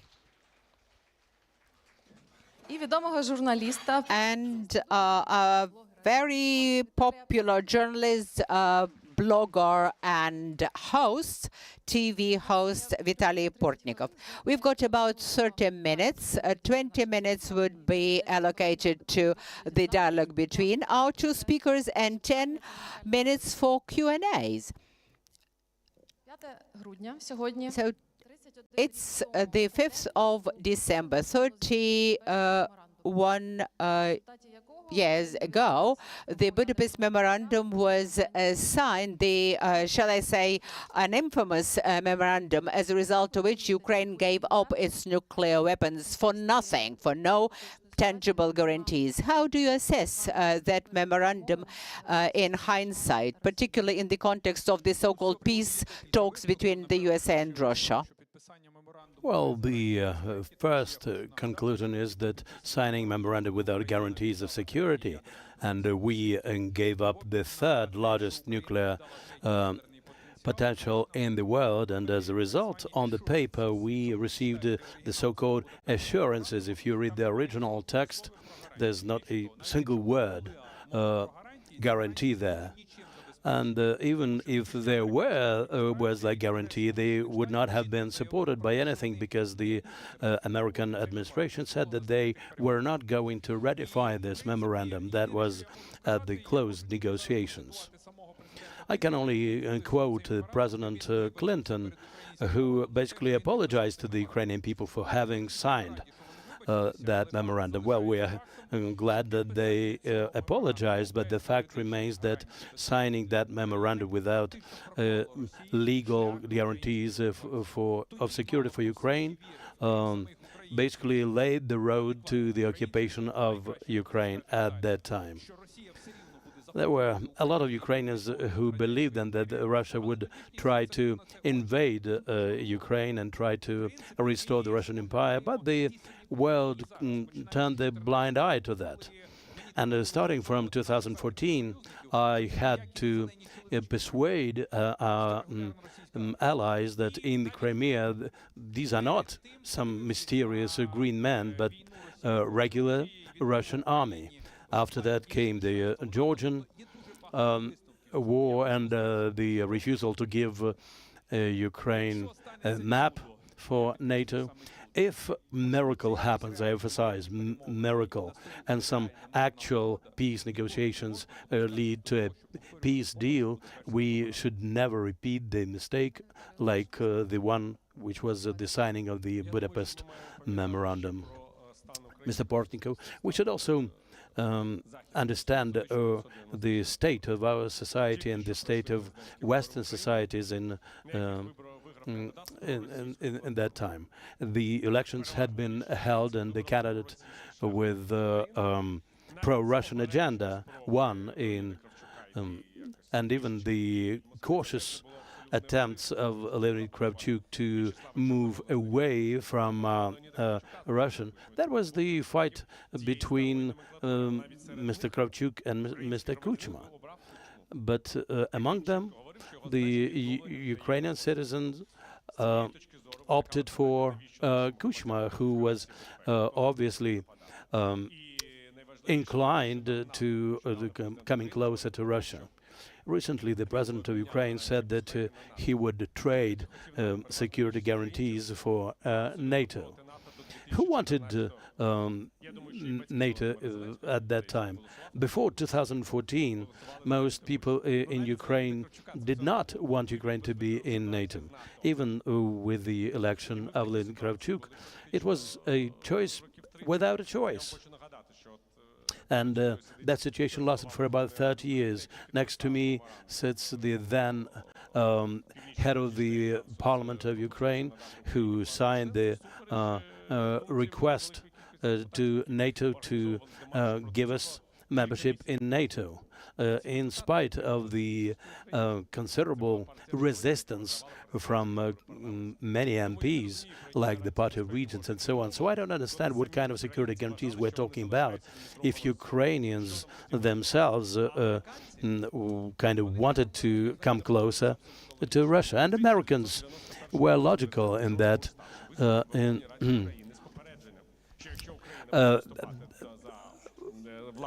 President Bush of the US at one point in time, before the collapse of the Soviet Union, cautioned Ukraine from seceding from the Soviet Union.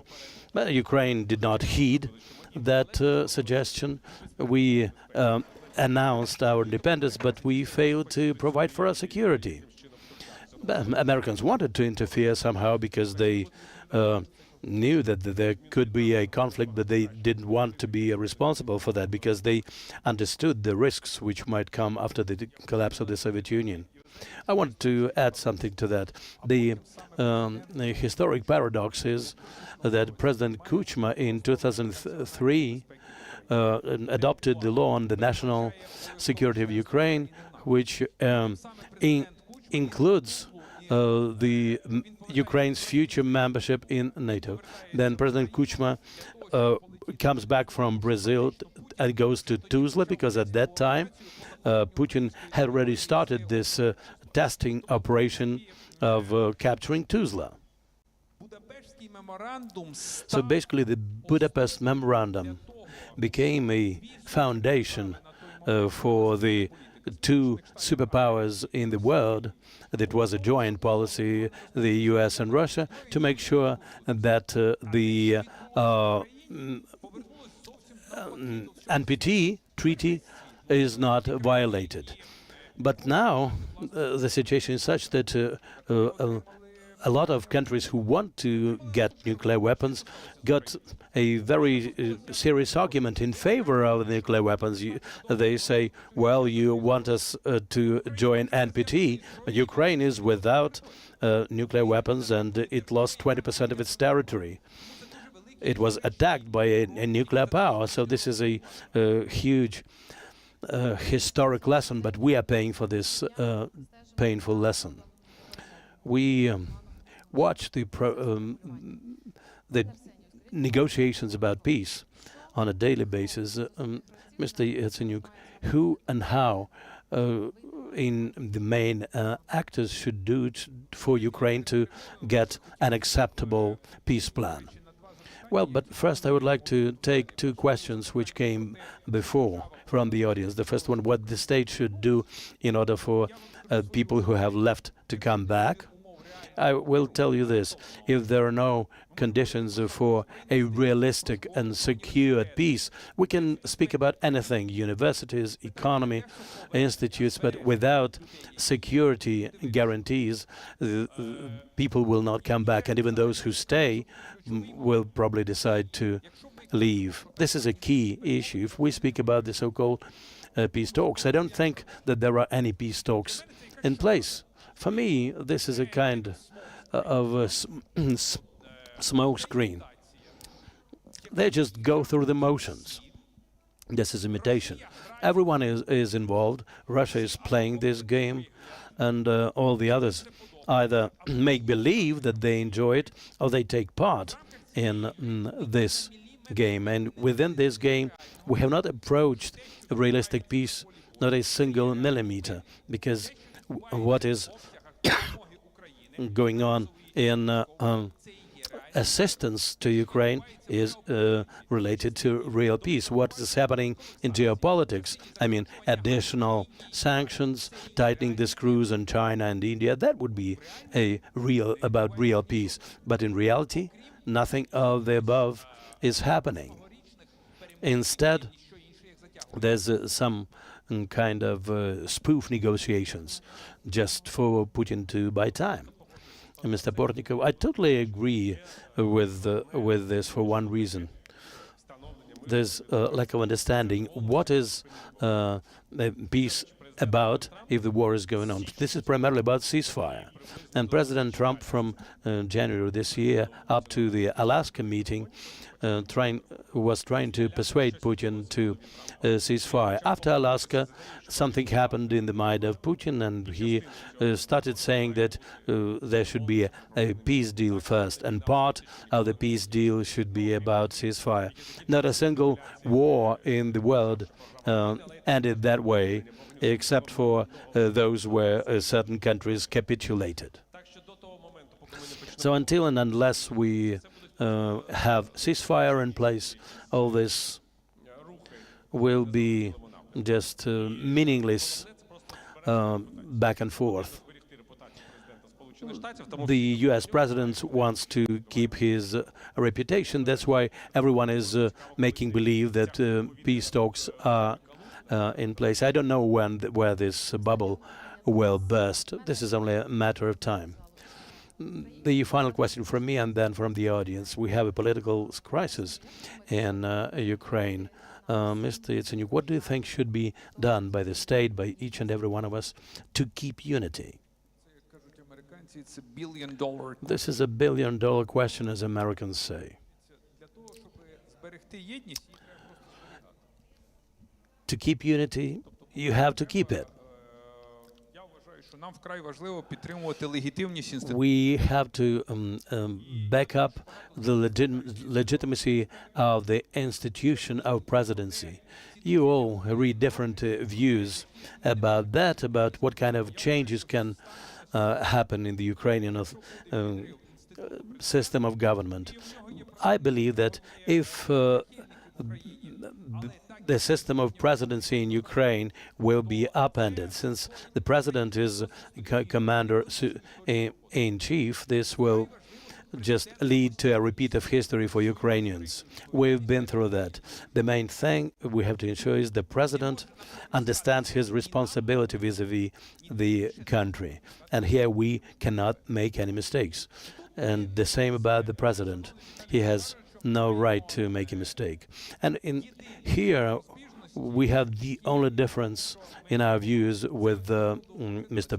Portnikov as regards the government of national unity. I think that this model is not workable, whereas Mr. Portnikov believes that this model would be quite functional. So this is an issue of keeping political stability, if we can call it that way. It's not even political stability, just the vestiges of manageability and controllability of the state. And point number 3, we have to sort out the issue of finance. There's a $70 billion gap in the budget, and if we fail to bridge this gap, we will never win the war. You cannot win without money. And the final point is what the director of the Aviation Institute said. If everyone does his or her job, we will emerge victorious. I believe that there's no political crisis in Ukraine. There's a crisis of the system of public administration, which started in 2019 after the election of the president. And now people have noticed that this is a crisis. It just has become clear. But for me, it was clear on the day when Zelensky was inaugurated as president of Ukraine. That was a crisis of the government in Ukraine with the subsequent total failure. So the only way for us is to go about is to strengthen the institution of the presidency and the parliament, the forming of a legitimate government by the parliament, and the responsibility and accountability of the government to the parliament, cooperation between the parliament and the government. This is what we mean by this. If we don't like the notion, the government of national unity, you can use the notion of Mikita Paturayev, who is an MP, call it a government of national resilience. That's how a country can operate if it doesn't want to disappear from the map of the world. You think if a government of national unity or resilience is established and different political forces are included, including solidarity and the fatherland, which are headed by the ex-president, ex-prime minister, each of them wants to be a president and continue their career. Do you think it would be workable? No, I want the MPs to nominate people for the government. Whether they will include representatives of solidarity or the fatherland will depend on the results of their coalition talks. If they believe that the deputies from European solidarity or fatherland, that they are more professional than the servant of the people, that would be efficient. if the servant of the people will continue to insist that they are efficient, they will be held responsible for this. But this will be their responsibility and not the responsibility of 3 or 4 managers who are running our country during the wartime. Well, I have a slightly different vision of this. If we take a look at the composition of the MPs, some 90% of MPs are people who have nothing to do with politics. They were not voted for. People voted for Volodymyr Zelensky, so those people cannot bear political responsibility because they are not politicians a priori. For me, political activity is a profession. People should understand what to do, not just to read, but some of them can't even read. Well, you have a very optimistic view of our government. Well, we have a political debate here now, but we, at the same time, have questions from the audience. What I'm talking about is the readiness of the servant of the people to undertake responsibility for what they do. They promised it to do so, so why don't they do it 6 years later? But people voted for Zelensky, not for themselves, but they became members of parliament. So basically there's only one person with agency, President Zelensky. Well, formally, you are right, but we have to restore the system of legitimate power in the country. Let's get to the questions. Dear participants, you have 10 minutes to ask questions to Vitaly Portnikov and to Arseniy Yatsenyuk. Please, the girl in the second row. Good evening. I'm Anna, politology student. I have a comment on international guarantees. It's very difficult to believe in them. There is a process of negotiations. As a result, we'll have a paper. Maybe it's written guarantees. Who will fulfill this paper in life? There will be written that coalition will be sent. Who will send it? Maybe it's necessary to build contacts and structures with partners or allies where they will not be able to reject this paper. I believe that currently in the world there are no real international guarantees. They do not exist. We have to think on ceasefire. The ceasefire will allow us to accumulate resources for the next war.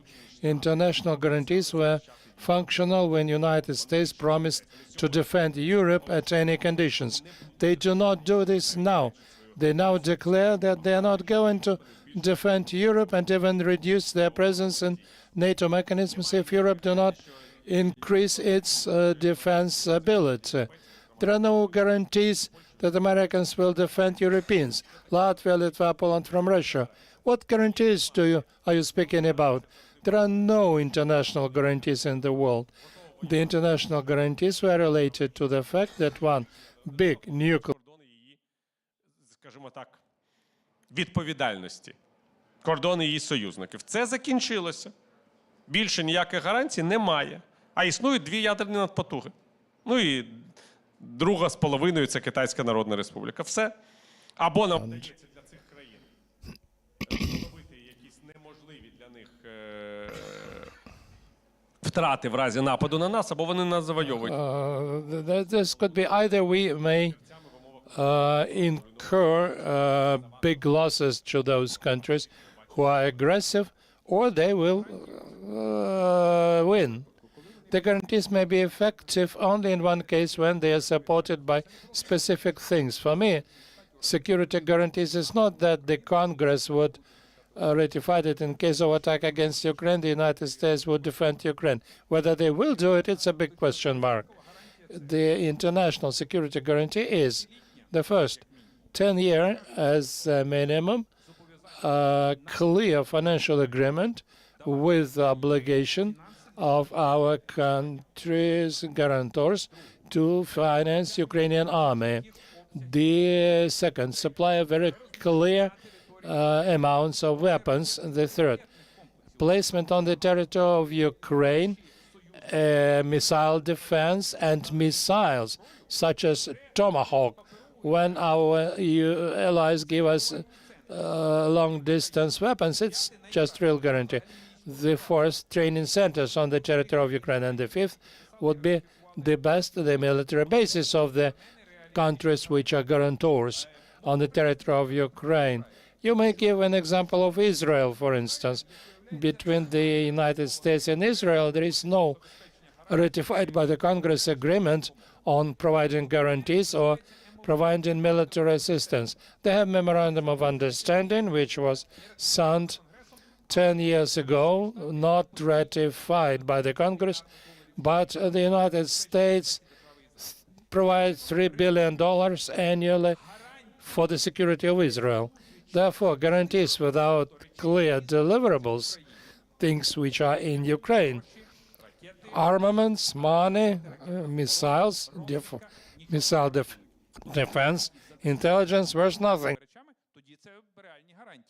When these guarantees are supported by concrete things, these are real guarantees. My name is Tatiana Petrek. I am the postgraduate student in Ternopil. My question is to Vitaly. Is it possible to a new international architecture of security while Russia remains in the same form on the map of the world? I don't think that there is an issue of any new international security architecture. After the Helsinki approaches were ruined, Helsinki Agreement was recognized by the Soviet Union, which was in a much serious geographic margins than the Russian Federation. This is from what you are saying means that Russian Federation should build a new borders, which is Putin saying. The last question. Sure. Very briefly. My name is Orisa. I'm independent researcher. Question to Arseniy. I fully agree with Vitaly concerning the government of national salvation, as we call it sometimes. But you said about restoration of institutions. What do you mean by this? And who should do this restoration of the institutes? And the second, is there any threat that the managers which are living Zelensky would be substituted by other people and will restore again the situation when everything is ruled by one person? My answer will be very brief. I believe that restoration of renewal of institutions will be possible only after the end of the war and parliamentary and presidential elections. I don't think that now there is a possibility and ability of the current political establishment to restore, to renew institutions. I want the current political establishment to do everything possible for the war to finish at conditions which would Ukraine agree with, and for us, after that, for us to have a politically responsible system of public administration in Ukraine. My question would continue, would follow up your answer. And concerning the point that Arseniy said that people voted not for members of parliament but for Zelensky. And then Vitaly said that in 1990s people voted for pro-Russian candidates and forces. I have a question. What can we do for people to be more responsible in their choices? Because voting for the members of parliament means getting a якщо це можливо віднайти, як зробити так, щоб люди були свідомі в своїх виборі і робили цей вибір, користуючись своїм правом голосу, більш відповідально. Дякую. Питання, хто може, той відповідає. Ми вже 30 років мучимося. we've been trying to answer this question for 30 years. When you say that people should be responsible, did people in 2019 voted responsibly? They wanted to vote for people who didn't have positions, biography, and experience in politics because they had to lead the country. Did anyone deceived people? Did anyone said that I was a minister and have a lot of political experience? They said, no, I was not a minister. I didn't have any political experience. Vote for me. And people voted. This is the ideal system of changing corruption.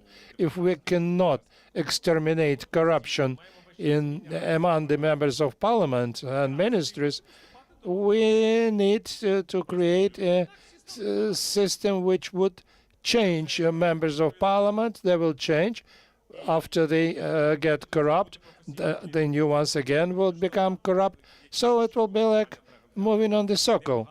And for people to know where to steal money when now the members of parliament are suspected in organized criminal group. What can we say?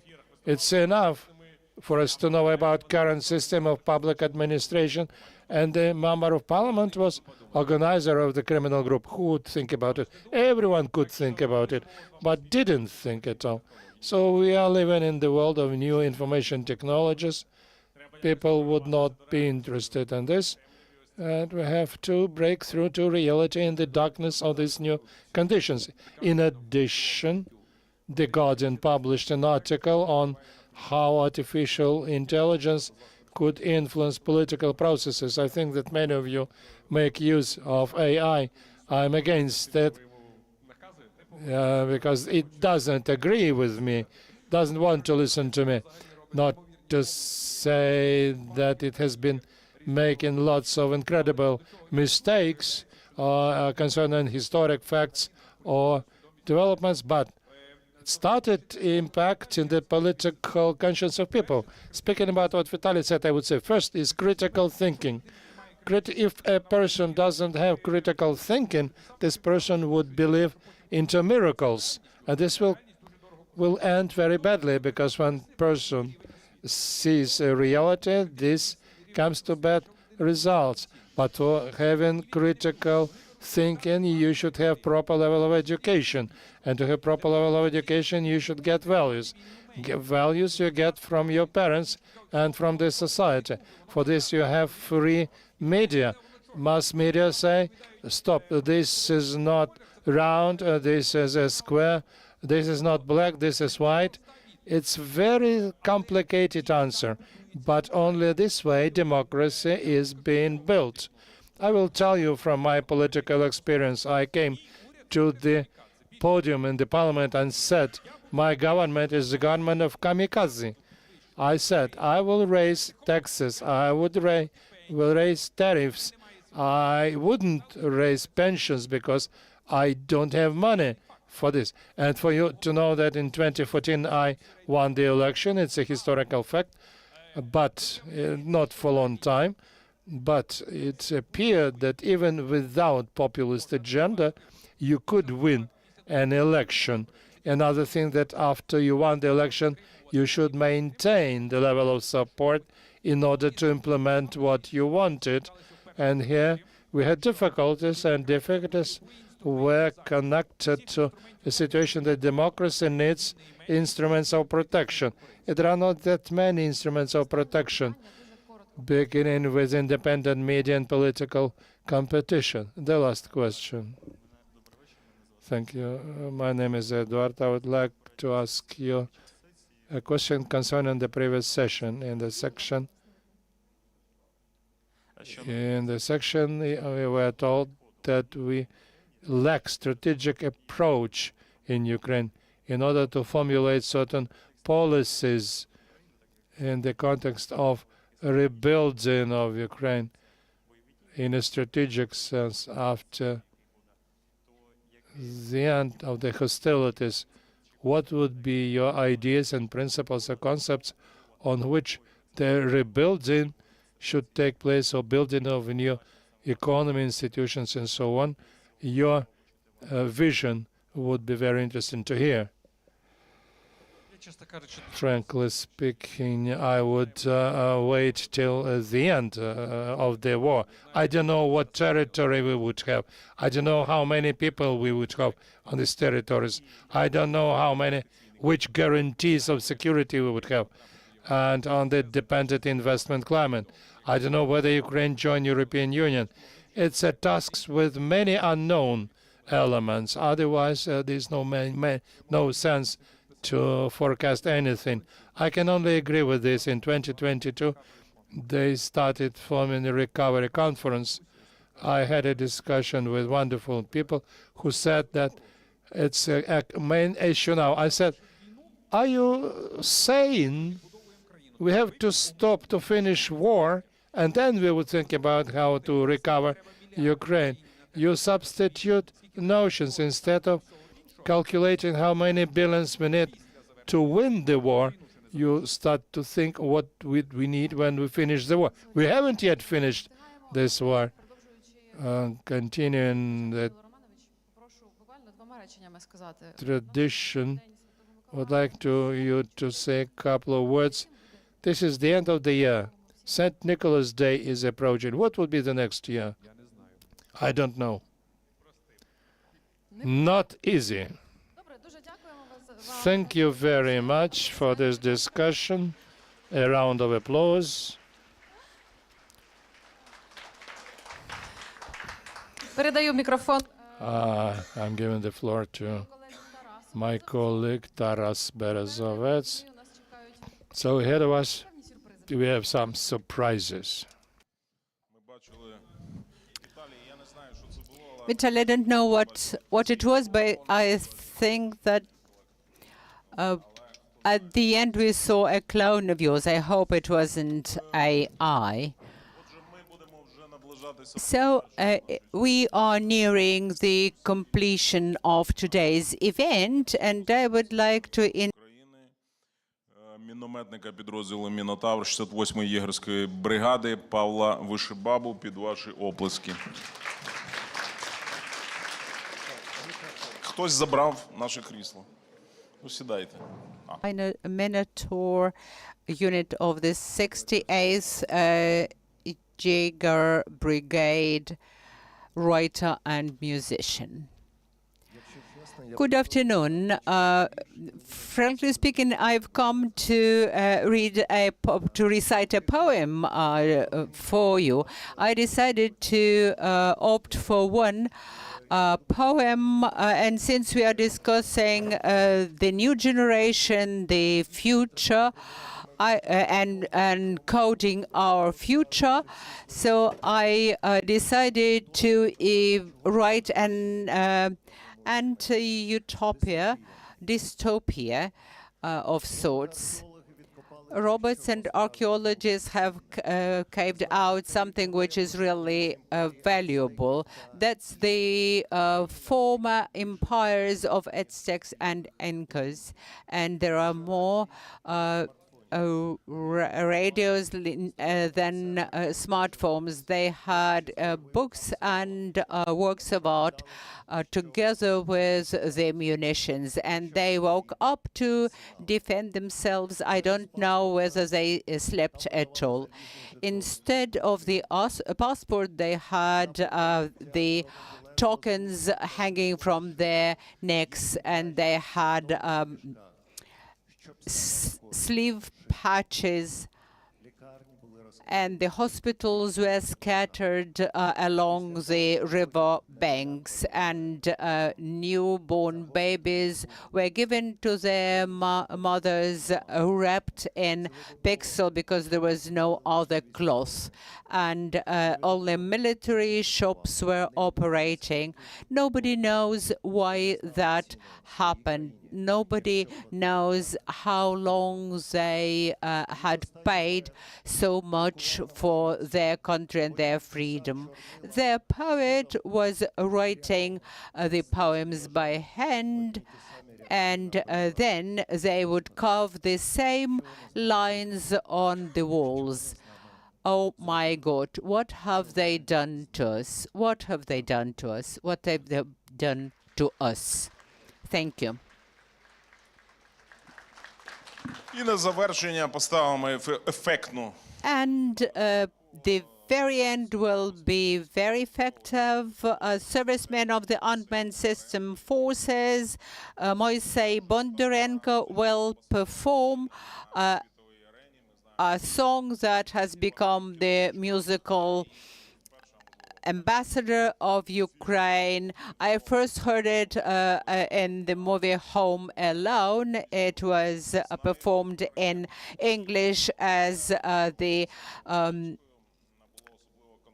Carol of the Bells, but it is a Ukrainian song. It was written in the Ukrainian city of Pokrovsk, which is in the epicenter of a fierce fighting, and it used to be a hub through which all logistical routes used to go, and we passed this city dozens of times, and we would step over there, and it was a city with very good coffee.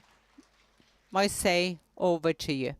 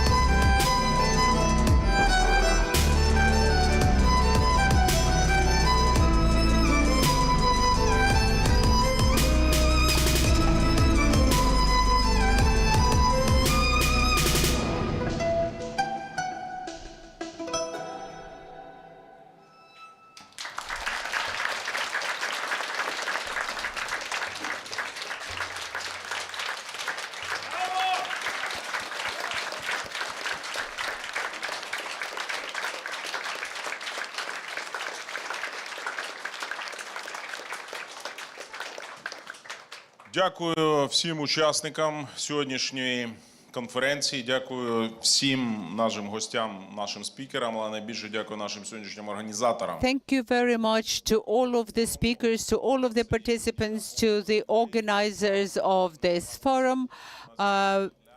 Arseniy Yatsenyuk Foundation Open Ukraine and Kyiv Security Forum. Could you please join me on the stage for a family picture?